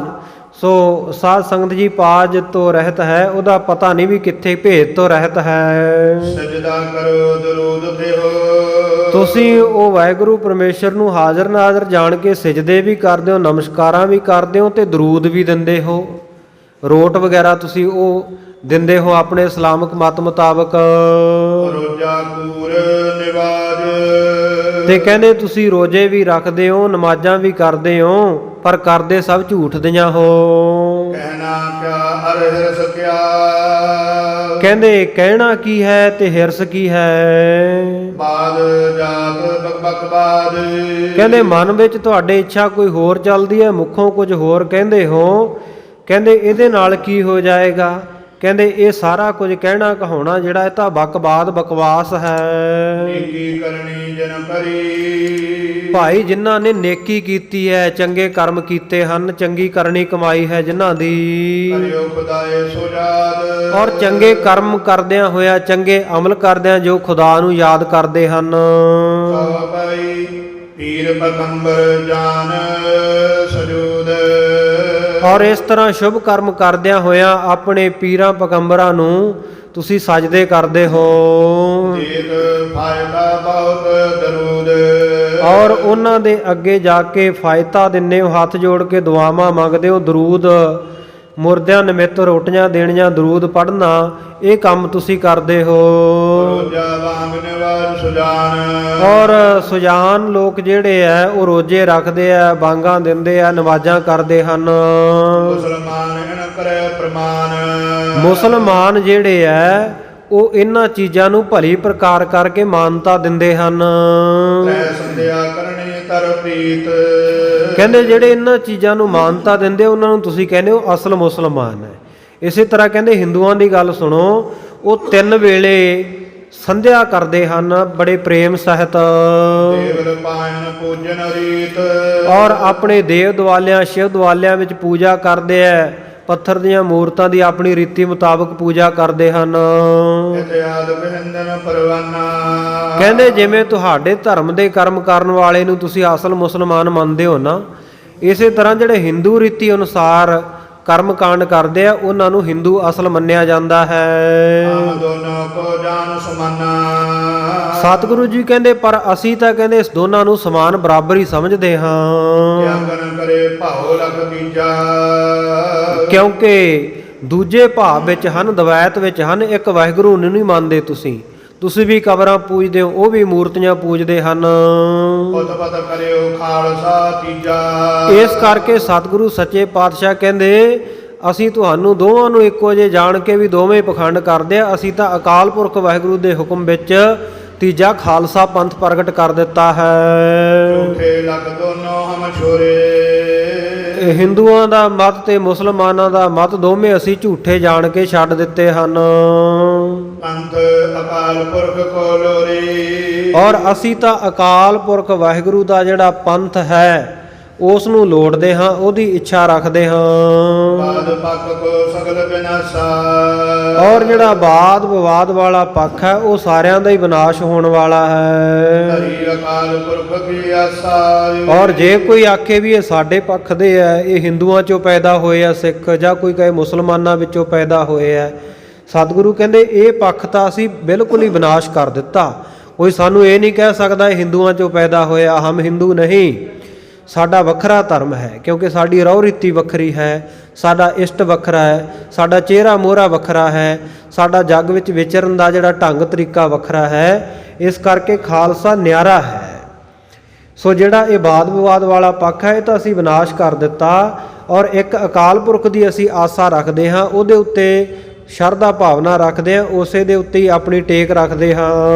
ਜਨਮਿਉ ਅਬੈ ਖਾਲਸਾ ਰਿਓ। ਜਿਹੜਾ ਸਾਡਾ ਖਾਲਸਾ ਨਾ ਇਹ ਜਨਮਿਆ ਹੈ, ਨਵ ਜਨਮਿਆ ਬੱਚਾ ਹੈ ਹਾਲੇ। ਬਾਲਕ ਕੇ ਮਨਿੰਦ ਜਗ ਥਿਓ। ਬਾਲਕ ਦੀ ਮਨਿੰਦ ਹੈ, ਬਾਲਕਾਂ ਵਾਂਗੂ ਸੰਸਾਰ ਵਿੱਚ ਪ੍ਰਗਟ ਹੈ। ਜੁਵਾ ਹੋਏ ਜਬ ਜੋਰ ਸੁਮਾਰੀ। ਜਦੋਂ ਸਾਡਾ ਖਾਲਸਾ ਪੁੱਤਰ ਇਹ ਜਵਾਨ ਹੋ ਜਾਵੇਗਾ, ਸਾਡਾ ਖਾਲਸਾ ਪੰਥ, ਉਸ ਵੇਲੇ ਆਪਣੇ ਜ਼ੋਰ ਦੇ ਨਾਲ ਸਭ ਪਾਸੇ ਸਾਂਭ ਸੰਭਾਲ ਕਰੇਗਾ।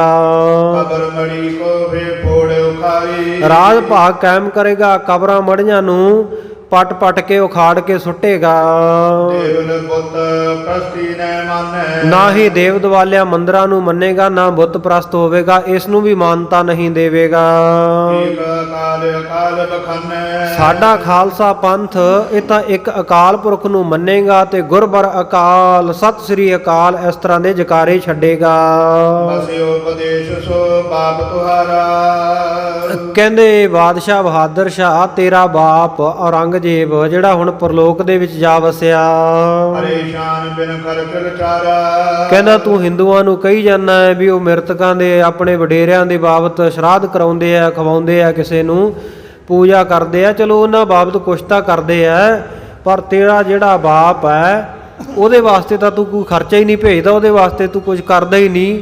ਉਹ ਤਾਂ ਉੱਥੇ ਜਾ ਕੇ ਪਰਲੋਕ ਦੇ ਵਿੱਚ ਬੜਾ ਪਰੇਸ਼ਾਨ ਹੈ, ਉਹ ਬੜਾ ਲਾਚਾਰ ਹੈ, ਉਹਦੇ ਕੋਲੇ ਖਰਚਾ ਪੱਠਾ ਕੋਈ ਨਹੀਂ। ਵਿੱਚ ਦਰਗਾਹੇ ਬੇਖਰਚ ਖੁਆਰੀ। ਔਰ ਦਰਗਾਹ ਦੇ ਵਿੱਚ ਜਿਹੜੇ ਬੇਖਰਚੇ ਹੁੰਦੇ ਆ, ਜਿਨ੍ਹਾਂ ਦੇ ਪੱਲੇ ਧਨ ਨਹੀਂ ਹੁੰਦਾ ਕੋਈ ਵਾਹਿਗੁਰੂ ਦੀ ਬੰਦਗੀ ਦਾ, ਉਹ ਕਹਿੰਦੇ ਖੁਆਰ ਹੁੰਦੇ ਹਨ।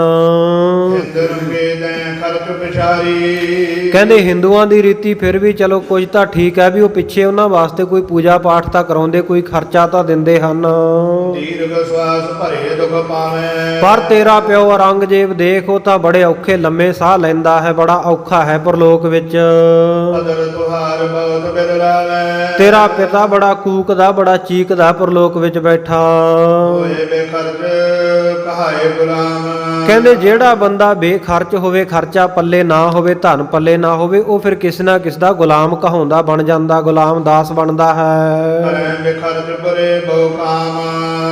ਔਰ ਜਿਹੜਾ ਬੇਖਰਚਾ ਧਨਹੀਨ ਬੰਦਾ ਹੁੰਦਾ, ਸਤਿਗੁਰੂ ਸੱਚੇ ਪਾਤਸ਼ਾਹ ਕਹਿੰਦੇ ਉਹ ਫਿਰ ਕਈ ਵਾਰ ਬਹੁਤ ਬੁਰੇ ਕੰਮ ਵੀ ਕਰਦਾ ਵੀ ਮੈਂ ਧਨ ਪ੍ਰਾਪਤ ਕਰ ਲਵਾਂ। ਚੋਰ ਬਟਪਾਰੀ ਕਰੇ। ਜਾਂ ਫਿਰ ਉਹ ਚੋਰ ਬਣ ਜਾਂਦਾ, ਜਾਂ ਬਾਟਪਾਰ ਬਣ ਜਾਂਦਾ, ਰਾਹ ਜਾਂਦਿਆਂ ਨੂੰ ਲੁੱਟਣ ਕੁੱਟਣ ਵਾਲਾ ਬਣ ਜਾਂਦਾ ਹੈ। ਕਿਉਂਕਿ ਜਿਹੜਾ ਸਾਧ ਸੰਗਤ ਜੀ ਨਿਰਧਨ ਬੰਦਾ, ਜਿਹਦੇ ਪੱਲੇ ਕੁਛ ਨਹੀਂ, ਉਹਨੂੰ ਤਾਂ ਇੱਥੇ ਵੀ ਕੋਈ ਮੰਗਿਆ ਧਨ ਨਹੀਂ ਦਿੰਦਾ। ਸਾਰੇ ਸੰਸਾਰ ਵਿੱਚ ਬਹਾਦਰ ਸ਼ਾਹ ਦੇਖ ਲੈ ਇਹੋ ਹੀ ਵਿਹਾਰ ਚੱਲਦਾ ਹੈ। ਕਹਿੰਦੇ ਇਸੇ ਤਰ੍ਹਾਂ ਅੱਗੇ ਦਾ ਜਾਣ ਲਾ ਵੀ ਅੱਗੇ ਦਾ ਵੀ ਜਿਹੜਾ ਵਣਜ ਵਪਾਰ ਹੈ ਉਹ ਵੀ ਬੜਾ ਕਠਿਨ ਹੈ। ਉਸ ਵੇਲੇ ਬਹਾਦਰ ਸ਼ਾਹ ਸੁਣ ਕਰਕੇ ਇਹਨੂੰ ਕੋਈ ਜਵਾਬ ਨਾ ਆਇਆ। ਜਦੋਂ ਸਤਿਗੁਰੂ ਨੇ ਖਰੀਆਂ ਖਰੀਆਂ ਸੁਣਾ ਦਿੱਤੀਆਂ, ਸਾਰੇ ਇਹਦੇ ਵੱਲ ਵੇਖਦੇ ਹਨ।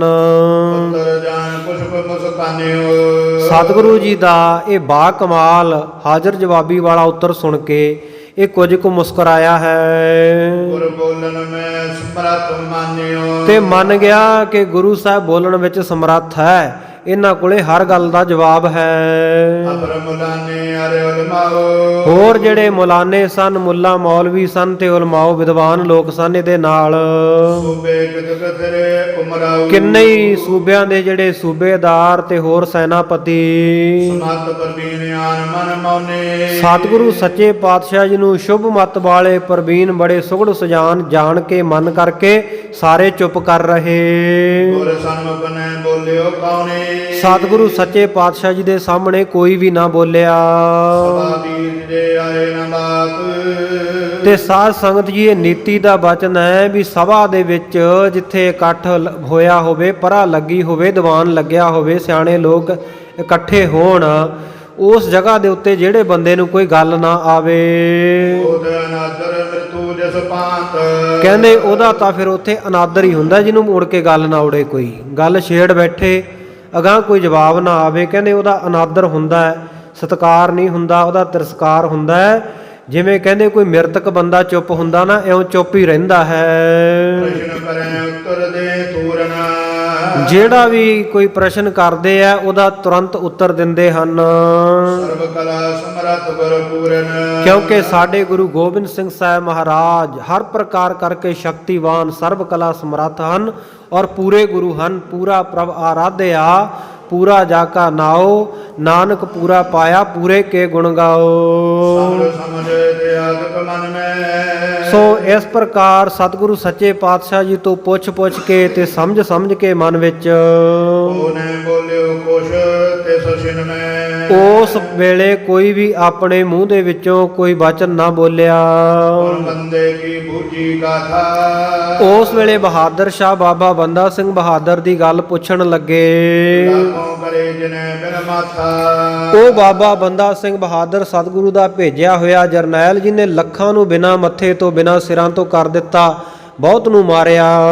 ਸ੍ਰੀ ਪ੍ਰਭ ਅਬ ਕੀਜੈ ਉਤ ਸ਼ਾਂਤੀ ਹੇ ਮਹਾਰਾਜ ਸੱਚੇ ਪਾਤਸ਼ਾਹ ਕਿਰਪਾ ਕਰੋ, ਹੁਣ ਤਾਂ ਉਹਨੇ ਬਹੁਤ ਮਾਰ ਦਿੱਤੇ ਗੁਰੂ ਘਰ ਦੇ ਦੋਖੀ, ਹੁਣ ਆਪ ਜੀ ਹੁਕਮ ਕਰਕੇ ਪੰਜਾਬ ਵਿੱਚ ਸ਼ਾਂਤੀ ਵਰਤਾਓ। ਦਵੈਸ਼ੀ ਭਏ ਆਪ ਕੇ ਘਾਤੀ ਜਿਨਨੇ ਆਪ ਦੇ ਗੁਰੂ ਘਰ ਦੇ ਦਵੈਸ਼ੀ ਦੋਖੀ ਸਨ ਉਹ ਸਾਰੇ ਮਾਰ ਮੁਕਾਏ ਹਨ ਆਪ ਜੀ ਦੇ ਭੇਜੇ ਖਾਲਸੇ ਨੇ। ਆਦ ਬਜੀਜੇ ਖੋਜ ਨ ਪਾਈ ਵਜੀਦ ਖਾਨ ਤੋਂ ਆਦ ਲੈ ਕੇ ਜਿਹੜੇ ਸੂਬੇ ਸੀ ਵੱਡੇ ਵੱਡੇ, ਉਹਨਾਂ ਦਾ ਅੱਜ ਖੁਰਾ ਖੋਜ ਨਹੀਂ ਲੱਭਦਾ ਕੋਈ। ਜ਼ਬਰਦਸਤ ਸਕਲ ਖਪਾਈ ਲਾਹੌਰ ਦੇ ਸੂਬੇ ਜੇਰ ਦਸਤ ਵਰਗੇ ਵੀ ਸਾਰੇ ਖਪਾ ਦਿੱਤੇ ਹਨ। ਖਤਰੀ ਝੂਠਾ ਆਨੰਦ ਪ੍ਰਹਾਰਾ ਖੱਤਰੀ ਝੂਠਾ ਆਨੰਦ ਜਿਹੜਾ ਸੁੱਚਾ ਆਨੰਦ ਉਹ ਵੀ ਸਿੰਘਾਂ ਨੇ ਮਾਰ ਮੁਕਾਇਆ ਹੈ। ਸੈਰ ਦੇ ਸਭ ਮਾਰ ਜਾਰਾ ਪਹਾੜੀਆਂ ਦਾ ਇਲਾਕਾ 22 ਧਾਰ ਦਾ ਉਹ ਵੀ ਸਾਰਿਆਂ ਨੇ ਮਾਰਿਆ ਕੁੱਟਿਆ ਉਜਾੜਿਆ ਹੈ। ਪ੍ਰਤ ਸੁਧ ਪਹੁੰਚਤ ਮੁਝ ਪਾਸੀ ਮਹਾਰਾਜ ਨਿੱਤਾ ਪ੍ਰਤੀ ਮੇਰੇ ਕੋਲ ਇਹ ਖਬਰ ਪਹੁੰਚਦੀ ਹੈ। ਸਭ ਪੰਜਾਬ ਵਿਸਾਲ ਵਿਨਾਸੀ ਸਾਰਾ ਜਿਹੜਾ ਵਿਸ਼ਾਲ ਪੰਜਾਬ ਮਹਾ ਪੰਜਾਬ ਹੈ ਉਹਦਾ ਵਿਨਾਸ਼ ਕਰ ਰਿਹਾ ਆਪ ਜੀ ਦਾ ਭੇਜਿਆ ਬੰਦਾ ਸਿੰਘ ਬਹਾਦਰ। ਸ੍ਰੀ ਮੁਖ ਤੇ ਫਰਮਾਵਨ ਕਰਿਓ ਉਸ ਵੇਲੇ ਸਤਿਗੁਰੂ ਨੇ ਸ਼ੁਭਾਏਮਾਨ ਮੁਖਾਰਬਿੰਦ ਤੋਂ ਫਰਮਾਇਆ। ਵਿਆਹ ਭਏ ਤੇ ਤੇਜ ਪ੍ਰਹਰਿਓ ਸਤਿਗੁਰੂ ਸੱਚੇ ਪਾਤਸ਼ਾਹ ਕਹਿੰਦੇ ਭਾਈ ਅਸੀਂ ਬੰਦਾ ਸਿੰਘ ਬਹਾਦਰ ਨੂੰ ਬਹੁਤ ਸ਼ਕਤੀਆਂ ਦਿੱਤੀਆਂ, ਇਹ ਵੀ ਆਖਿਆ ਸੀ ਵਿਆਹ ਨਾ ਕਰਵਾਈ, ਪਰ ਉਹਨੇ ਵਿਆਹ ਕਰਵਾ ਲਿਆ, ਜਤੀ ਸਤੀ ਨਹੀਂ ਰਿਹਾ, ਲੰਗੋਟ ਬੰਦ ਨਹੀਂ ਰਿਹਾ, ਇਸ ਕਰਕੇ ਕਹਿੰਦੇ ਉਹਦਾ ਜਿਹੜਾ ਤੇਜ ਪ੍ਰਤਾਪ ਹੈ ਉਹ ਖਤਮ ਹੋ ਚੁੱਕਿਆ ਹੈ। ਔਰ ਖਾਲਸਾ ਹੋਈ ਨਿਆਰਾ ਦੂਜੀ ਗੱਲ ਵੀ ਖਾਲਸਾ ਵੀ ਉਹਦੇ ਜਿਹੜੇ ਮਾੜੇ ਜਿਹੜੀਆਂ ਗੱਲਾਂ ਸੀ ਉਹਨਾਂ ਨੂੰ ਦੇਖ ਕੇ, ਮਾੜੇ ਆਚਰਨ ਨੂੰ ਦੇਖ ਕੇ ਉਹ ਤੋਂ ਵੱਖਰਾ ਨਿਆਰਾ ਹੋ ਚੁੱਕਾ ਹੈ। ਏਦਨਾਥ ਕੋ ਭਾ ਹੰਕਾਰਾ ਤੀਜਾ ਕਹਿੰਦੇ ਉਹਨੇ ਮਨ ਵਿੱਚ ਹੰਕਾਰ ਕਰ ਲਿਆ ਜਿਹੜਾ ਉਹਦੇ ਨਾਸ਼ ਦਾ ਕਾਰਨ ਬਣੇਗਾ। ਪ੍ਰਾਪਤ ਪਲਟੇ ਸਗਲ ਹਮਾਰੀ ਬਾਕੀ ਭਾਈ ਜਿਹੜੇ ਕੰਮ ਵਾਸਤੇ ਅਸੀਂ ਬੰਦਾ ਸਿੰਘ ਬਹਾਦਰ ਦੀ ਡਿਊਟੀ ਲਾਈ ਸੀ ਬਦਲਾ ਲੈਣ ਦੀ, ਉਹ ਕਹਿੰਦੇ ਕੰਮ ਪੂਰਾ ਹੋ ਚੁੱਕਿਆ, ਬਦਲਾ ਲੈ ਚੁੱਕੇ ਹਨ ਖਾਲਸੇ। ਗਿਰਪਤ ਦੁਰਟ ਅਨਿਸ਼ਟ ਪ੍ਰਹਾਰੀ ਹਾਂ ਗਿਰਪਤੀ ਜਿਹੜੇ ਪਹਾੜੀ ਰਾਜੇ ਹਨ ਬੜੇ ਦੁਸ਼ਟ ਹਨ, ਬੜੇ ਉਪਦਰਵੀ, ਉਹ ਵੀ ਖਾਲਸੇ ਨੇ ਖਤਮ ਕੀਤੇ। ਪੁਰ ਸਰਹੰਦ ਕੋ ਮਾਰੋ ਜਾਰਾ ਸਰਹੰਦਪੁਰੀ ਨੂੰ, ਸਰਹੰਦ ਸ਼ਹਿਰ ਨੂੰ ਵੀ ਮਾਰ ਕੇ ਉਜਾੜ ਦਿੱਤਾ ਹੈ। ਅਬ ਨਿਕਸੈ ਕਰ ਜੰਗ ਅਖਾਰਾ ਕਹਿੰਦੇ ਹੁਣ ਜੰਗ ਦਾ ਅਖਾੜਾ ਕਰਕੇ ਜਿਹੜਾ ਸਾਡਾ ਬੰਦਾ ਸਿੰਘ ਬਹਾਦਰ ਨਿਕਲ ਚੁੱਕਾ ਅੱਗੇ। ਲਸ਼ਕਰ ਤੇ ਸੋ ਗਇਓ ਭਲਾਈ ਉਹ ਆਪਣੇ ਲਸ਼ਕਰ ਫੌਜਾਂ ਸਮੇਤ ਉਸ ਜਗ੍ਹਾ ਤੋਂ ਚਲਿਆ ਗਿਆ ਹੈ। ਦੁਰਗ ਵਿਖੇ ਘੇਰੋ ਪਰ ਜਾਈ। ਹੁਣ ਉਹਨੂੰ ਇੱਕ ਕਿਲੇ ਦੇ ਵਿੱਚ ਘੇਰਾ ਪੈ ਜਾਵੇਗਾ। ਮੁਖਲਸਗੜ੍ਹ ਦਾ ਜਿਹੜਾ ਕਿਲਾ ਸੀ, ਮੁਖਲਸਗੜ੍ਹ ਦਾ, ਉਸ ਕਿਲੇ ਵਿੱਚ ਬਾਬਾ ਬੰਦਾ ਸਿੰਘ ਜੀ ਬਹਾਦਰ ਉਹ ਘਿਰ ਜਾਣਗੇ। ਉਸ ਕਿਲੇ ਦਾ ਨਾਮ ਬਾਬਾ ਜੀ ਨੇ ਲੋਹਗੜ੍ਹ ਰੱਖਿਆ ਹੈ। ਸੋ ਉਸ ਕਿਲੇ ਵਿੱਚ ਸਤਿਗੁਰੂ ਜੀ ਕਹਿੰਦੇ ਘੇਰਾ ਪੈ ਜਾਣਾ ਹੈ। ਹੋਏ ਬੈਸ ਲਗ ਸਲਤਨ ਸਾਰੀ। ਤੇ ਬਾਕੀ ਭਾਈ ਜਿੰਨੀ ਕੁ ਤੇਰੀ ਉਮਰ ਰਹਿੰਦੀ ਹੈ ਬਹਾਦਰ ਸ਼ਾਹ, ਉਸ ਵੇਲੇ ਤੱਕ ਤੂੰ ਤਾਂ ਸਲਤਨਤ ਜ਼ਰੂਰ ਭੋਗੇਗਾ, ਤੇਰਾ ਰਾਜ ਭਾਗ ਕਾਇਮ ਰਹੂਗਾ। ਬਾਬਾ ਬੰਦਾ ਸਿੰਘ ਬਹਾਦਰ ਜਿਹੜਾ ਉਹ ਸਾਧ ਸੰਗਤ ਜੀ ਸਢੌਰੇ ਦੇ ਕੋਲ ਮਾਮੂ ਨਗਰ ਹੈ, ਉੱਥੇ ਇੱਕ ਕਿਲਾ ਸੀ, ਪਠਾਨਾਂ ਨੇ, ਮੁਖਲਿਸ ਖਾਂ ਨੇ ਬਣਾਇਆ ਸੀ, ਸ਼ਾਹਜਹਾਂ ਦੇ ਸੈਨਾਪਤੀ ਨੇ। ਉਸ ਜਗ੍ਹਾ ਬਾਬਾ ਬੰਦਾ ਸਿੰਘ ਬਹਾਦਰ ਜਾ ਕੇ ਕਾਬਜ ਹੋ ਗਏ ਸਨ। ਉੱਥੇ ਉਹਨਾਂ ਨੂੰ ਘੇਰਾ ਪੈ ਜਾਣਾ ਸਤਿਗੁਰੂ ਜੀ ਦੱਸ ਰਹੇ ਹੈ। ਤੇ ਭਾਈ ਬਹਾਦਰ ਸ਼ਾਹ, ਤੇਰਾ ਰਾਜ ਭਾਗ ਜਿੰਨੀ ਕੁ ਤੇਰੀ ਉਮਰ ਰਹਿੰਦੀ ਹੈ ਉਹ ਜ਼ਰੂਰ ਤੂੰ ਭੋਗੇਗਾ। ਬਣੀ ਰਹੇ ਹਮ ਕਥਾ ਉਚਾਰੀ। ਕਿਉਂਕਿ ਅਸੀਂ ਇਹ ਬਚਨ ਕਰ ਚੁੱਕੇ ਹਾਂ ਵੀ ਉਦੋਂ ਤੱਕ ਤੇਰੀ ਸਲਤਨਤ ਹਕੂਮਤ ਬਣੀ ਰਹੇਗੀ। ਪਾਸੇ ਘਣੇ ਉਠੈ ਉਤਪਾਤਾ। ਪਰ ਤੇਰੇ ਤੋਂ ਬਾਅਦ ਕਹਿੰਦੇ ਬੜਾ ਉਪਦਰਵ ਮਚ ਜਾਵੇਗਾ। ਉਜੜੈ ਦੇਸ਼ ਹੋਏ ਨਰਕਤਾ। ਆ ਸਾਰਾ ਦੇਸ਼ ਉਜੜੇਗਾ, ਬਹੁਤ ਲੋਕ ਮਾਰੇ ਜਾਣਗੇ। ਜਿਨ ਕੋ ਕੋਈ ਨ ਸਕੈ ਮਿਟਾਈ। ਕਹਿੰਦੇ ਇਸ ਗੱਲ ਨੂੰ ਕੋਈ ਮਿਟਾ ਨਹੀਂ ਸਕਦਾ, ਰੋਕ ਨਹੀਂ ਸਕੇਗਾ। ਐਸੀ ਪਰੈ ਰੋਲ ਸਮਦਾਈ। ਐਸਾ ਭਾਰਾ ਰੌਲਾ ਰੱਪਾ ਸਾਰੇ ਪਾਸੇ ਪਵੇਗਾ। ਹੋਏ ਪਾਪ ਕੀ ਪਾਪ ਕਲਾਪੀ। ਕਿਉਂਕਿ ਤੇਰੇ ਪਿਤਾ ਔਰੰਗਜ਼ੇਬ ਨੇ ਬਹੁਤ ਭੈੜੇ ਪਾਪ ਕਰਮ ਕੀਤੇ ਹਨ। ਇਸ ਕਰ ਕੁਲ ਤੇ ਸਲਤਨ ਥਾਪੀ। ਇਸ ਕਰਕੇ ਤੇਰੀ ਕੁਲ ਦੇ ਵਿੱਚੋਂ ਜਿਹੜੀ ਇਹ ਰਾਜ ਭਾਗ ਹੈ, ਸਲਤਨਤ ਹੈ, ਹਕੂਮਤ ਹੈ, ਇਹਦੀ ਅਸੀਂ ਜੜ ਪੱਟ ਦਿੱਤੀ ਹੈ ਤੁਰਕ ਰਾਜ ਦੀ। ਅਵਨੀ ਪਤ ਵੈਨ ਪ੍ਰਕਾਰੀ। ਇਸ ਧਰਤੀ ਦੇ ਰਾਜੇ ਜਿਹੜੇ ਸਾਡੇ ਸਿੱਖ ਹੋਣਗੇ ਬਹੁਤ ਪ੍ਰਕਾਰ ਕਰਕੇ, ਅਰਨ ਲਰਨ ਅਰ ਅਰਨ ਪ੍ਰਹਾਰੀ। ਜਿਹੜੇ ਇਹਨਾਂ ਦੇ ਅੱਗੇ ਅੜਨਗੇ ਉਹਨਾਂ ਨਾਲ ਇਹ ਲੜਨਗੇ ਤੇ ਵੈਰੀਆਂ ਨੂੰ ਨਾਸ਼ ਕਰਨਗੇ। ਸੁਨ ਕਰ ਸਾਹਿਬ ਬਹਾਦਰ ਹਰ ਖਾਇ ਹਰਖਿਓ। ਸਤਿਗੁਰੂ ਜੀ ਦੇ ਬਚਨ ਸੁਣ ਕੇ ਬਹਾਦਰ ਸ਼ਾਹ ਬੜਾ ਖੁਸ਼ ਹੋਇਆ। ਹੋਏ ਰਾਜ ਫਿਰ ਹੋਏ ਔਰ ਪਰਖਿਓ। ਹਿਰਦੇ ਵਿੱਚ ਪਰਖ ਲਿਆ ਕਿ ਚਲੋ ਕੋਈ ਗੱਲ ਨਹੀਂ, ਮੇਰਾ ਰਾਜ ਭਾਗ ਤਾਂ ਕਾਇਮ ਹੀ ਰਹੇਗਾ। ਪਾਛੇ ਕੀ ਪਾਛੇ ਹੋਏ ਜੈਸੀ। ਆ ਜਿਹੜੀ ਪਿੱਛੋਂ ਹੋਏਗੀ ਮੇਰੇ ਤੋਂ ਬਾਅਦ ਚਲੋ ਪਿੱਛੋਂ ਦੇਖੀ ਜਾਊ, ਪਿੱਛੇ ਦੀ ਪਿੱਛੇ ਰਹੀ। ਕਰੈ ਖੁਦਾਏ ਲਖੈ ਕੋ ਕੈਸੀ। ਚਲੋ ਜਿਵੇਂ ਖੁਦਾ ਕਰੇਗਾ, ਕੌਣ ਜਾਣ ਸਕਦਾ ਉਹਦਾ ਕੀ ਭਾਣਾ ਹੈ, ਉਵੇਂ ਹੋ ਜਾਏਗਾ। ਸ੍ਰੀ ਸਤਿਗੁਰ ਤੁਮ ਹੋਏ ਸਹਾਇਕ। ਹੇ ਸਤਿਗੁਰੂ ਸੱਚੇ ਪਾਤਸ਼ਾਹ ਜੀ, ਤੁਸੀਂ ਮੇਰੇ ਸਹਾਇਕ ਹੋ। ਭੂਤ ਭਵਿਖ ਵਿਗਨ ਤੇ ਖਾਇਕ ਘਾਇਕ। ਔਰ ਮੇਰੇ ਭੂਤ ਕਾਲ ਵਿੱਚ ਪਿੱਛੇ ਵੀ ਵਿਘਨਾਂ ਦਾ ਤੁਸੀਂ ਨਾਸ਼ ਕੀਤਾ, ਹੁਣ ਵਰਤਮਾਨ ਵਿੱਚ ਵੀ ਮੇਰੇ ਸਹਾਇਕ ਹੋ, ਵਿਘਨਾਂ ਦਾ ਨਾਸ਼ ਕਰ ਰਹੇ ਹੋ। ਔਰ ਭਵਿੱਖਤ ਕਾਲ ਆਉਣ ਵਾਲੇ ਸਮੇਂ ਵਿੱਚ ਵੀ ਵਿਘਨਾਂ ਨੂੰ ਨਾਸ਼ ਕਰਨ ਵਾਲੇ ਹੋ। ਸ਼ਰਨ ਪਰੇ ਕੀ ਪਤ ਮਮ ਰਾਖੀ। ਮਹਾਰਾਜ ਮੈਂ ਆਪ ਜੀ ਦੀ ਸ਼ਰਨ ਆਇਆ ਸੀ, ਮੇਰੇ ਸ਼ਰਨ ਆਏ ਦੀ ਆਪ ਜੀ ਨੇ ਲਾਜ ਰੱਖੀ ਹੈ। ਭਈ ਸਾਧ ਜਮ ਰਾਵਰ ਭਾਖੀ। ਮਹਾਰਾਜ ਜਿਵੇਂ ਆਪ ਜੀ ਨੇ ਬਚਨ ਕੀਤੇ ਸਨ ਉਹ ਸੱਤ ਹੋਏ ਹਨ। ਦਿਓ ਆਏ ਸਭ ਕਰੋ ਚੜਾਈ। ਹੁਣ ਮਹਾਰਾਜ ਮੈਨੂੰ ਆਗਿਆ ਬਖਸ਼ੋ, ਮੈਨੂੰ ਵਿਦਾਇਗੀ ਦਿਓ, ਮੈਂ ਚੜ੍ਹਾਈ ਕਰਾਂ ਪੰਜਾਬ ਵੱਲ ਨੂੰ। ਦਰਸ਼ਨ ਕਰੋ ਬਾਉਰ ਹਮੈ ਆਈ। ਫਿਰ ਮਹਾਰਾਜ ਮੈਂ ਆ ਕੇ ਦੁਬਾਰਾ ਆਪ ਜੀ ਦੇ ਦਰਸ਼ਨ ਕਰਾਂਗਾ। ਸ੍ਰੀ ਮੁਖ ਤੇ ਮੁਸਕਤ ਫਰਮਾਇਓ। ਉਸ ਵੇਲੇ ਸਤਿਗੁਰੂ ਸੱਚੇ ਪਾਤਸ਼ਾਹ ਜੀ ਨੇ ਮੁਸਕਰਾਉਂਦਿਆਂ ਹੋਇਆਂ ਬਚਨ ਕੀਤੇ। ਦਰਸ਼ਨ ਹੋਏ ਰਹੇ ਜਿਮ ਭਾਇਓ। ਕਹਿੰਦੇ ਬਹਾਦਰ ਸ਼ਾਹ ਤੈਨੂੰ ਦਰਸ਼ਨ ਹੋ ਰਹੇ ਹਨ, ਅੱਗੇ ਜਿਵੇਂ ਵਾਹਿਗੁਰੂ ਦਾ ਭਾਣਾ ਹੈ, ਕਿਉਂਕਿ ਸਤਿਗੁਰੂ ਨੂੰ ਪਤਾ ਵੀ ਅਗਾਂਹ ਦਰਸ਼ਨ ਨਹੀਂ ਹੋ ਸਕਣਗੇ, ਇਹ ਸਰੀਰ ਦੇ, ਇਹ ਸਰੀਰ ਅਲੋਪ ਕਰ ਜਾਣਾ ਹੈ। ਅੱਗੇ ਕਹਿੰਦੇ ਜਿਮ ਭਾਇਓ ਜਿਵੇਂ ਵਾਹਿਗੁਰੂ ਦਾ ਭਾਣਾ। ਗਮਨੋ ਵਿਚਰੋ ਦੱਖਣ ਦੇਸ਼। ਕਹਿੰਦੇ ਜਾਓ ਦੱਖਣ ਦੇਸ਼ ਦੇ ਵਿੱਚ ਜਾ ਕੇ ਵਿਚਰੋ ਕਰ ਲੀਜੈ ਅਨੁਸਾਰ ਸ਼ੀਸ਼। ਤੇ ਸਾਰੇ ਜਿਹੜੇ ਲੋਕ ਹੈ ਇਹਨਾਂ ਨੂੰ ਆਪਣੇ ਅਨੁਸਾਰ ਹੀ ਆਪਣੇ ਅਧੀਨ ਕਰੋ। ਬਨ ਦਿੱਲੀ ਕੇ ਤਖਤ ਸੁਹਾਵੋ। ਉਸ ਤੋਂ ਬਾਅਦ ਜਾ ਕੇ ਦਿੱਲੀ ਦੇ ਤਖਤ ਦੇ ਉੱਤੇ ਜਾ ਕੇ ਸ਼ੋਭਨੀਕ ਹੋਵੋ। ਹਰ ਬਲਾ ਲਗ ਰਾਜ ਕਮਾਵੋ। ਔਰ ਜਿੰਨੀ ਤੇਰੀ ਉਮਰ ਹੈ ਉਦੋਂ ਤੱਕ ਰਾਜ ਭਾਗ ਕਮਾ ਲੈ। ਉਠਿਓ ਬੰਦਨਾ ਕਰ ਤਬ ਛਾਵੋ। ਉਸ ਵੇਲੇ ਬਹਾਦਰ ਸ਼ਾਹ ਨਮਸਕਾਰ ਕਰਕੇ ਉੱਠ ਖਲੋਤਾ। ਏ ਪਾਉ ਦੀਨਾ ਗੁਰ ਤਾਹੂ। ਸਤਿਗੁਰੂ ਸੱਚੇ ਪਾਤਸ਼ਾਹ ਜੀ ਨੇ ਸਿਰੋਂ ਪਾਉ ਦਿੱਤਾ ਉਸ ਨੂੰ। ਅਪਰ ਨਮੋ ਕਰ ਸੰਗ ਸੁਧਾਰੀ। ਹੋਰ ਵੀ ਬਾਕੀ ਜਿਹੜੇ ਸਾਰੇ ਸੀ ਸਤਿਗੁਰੂ ਜੀ ਨੂੰ ਨਮਸਕਾਰ ਕਰਕੇ ਬਹਾਦਰ ਸ਼ਾਹ ਦੇ ਨਾਲ ਚੱਲ ਪਏ। ਸਿਵਤ ਉਚਰਤੇ ਸਿਵਰ ਪਧਾਰੀ। ਇਉਂ ਸਤਿਗੁਰੂ ਜੀ ਦੀਆਂ ਸਿਫਤਾਂ ਕਰਦੇ ਮਹਿਮਾ ਵਡਿਆਈ ਕਰਦੇ ਹੋਏ ਆਪਣੇ ਟਿਕਾਣੇ ਜਾ ਪਹੁੰਚੇ। ਇਸ ਬਤਾਏ ਪ੍ਰਾਤੀ ਚੜ ਗਇਓ। ਰਾਤ ਬਤੀਤ ਕੀਤੀ, ਸਵੇਰ ਵੇਲੇ ਇਹਨਾਂ ਨੇ ਚਾਲਾ ਮਾਰ ਦਿੱਤਾ, ਚੜ ਗਏ ਸਾਰੇ। ਦੱਖਣ ਦੇਸ਼ ਵਿਚਰਤੇ ਭਇਓ। ਦੱਖਣ ਦੇਸ਼ ਦੇ ਵਿੱਚ ਇਉਂ ਬਹਾਦਰ ਸ਼ਾਹ ਫੌਜਾਂ ਨਾਲ ਵਿਚਰਦਾ ਭਇਆ। ਅਵਚਲ ਨਗਰ ਗੁਰੂ ਥਿਰ ਰਹੀ। ਇਧਰ ਸਤਿਗੁਰੂ ਸੱਚੇ ਪਾਤਸ਼ਾਹ ਅਬਚਲ ਨਗਰ ਗੋਬਿੰਦ ਗੁਰੂ ਕਾ ਨਾਮ ਜਪਤ ਸੁਖ ਪਾਇਆ। ਇਸ ਅਬਚਲ ਨਗਰ ਹਜੂਰ ਸਾਹਿਬ ਵਿਖੇ ਵਿਰਾਜਮਾਨ ਰਹੇ। ਕਰਨ ਪਿਆਨ ਬੈਕੁੰਠੀ ਚਹੀ। ਔਰ ਸਤਿਗੁਰੂ ਜੀ ਆਪਣੀ ਮੌਜ ਦੇ ਮੁਤਾਬਕ ਬੈਕੁੰਠ ਨੂੰ ਸੱਚਖੰਡ ਨੂੰ ਪਿਆਨਾ ਕਰਨ ਦੀ ਇੱਛਾ ਕਰਦੇ ਹਨ। ਜਿਵੇਂ ਸਤਿਗੁਰੂ ਸੱਚੇ ਪਾਤਸ਼ਾਹ ਜੀ ਬਹਾਨਾ ਬਣਾਉਣਗੇ, ਸੱਚਖੰਡ ਪਿਆਨਾ ਕਰਨਗੇ।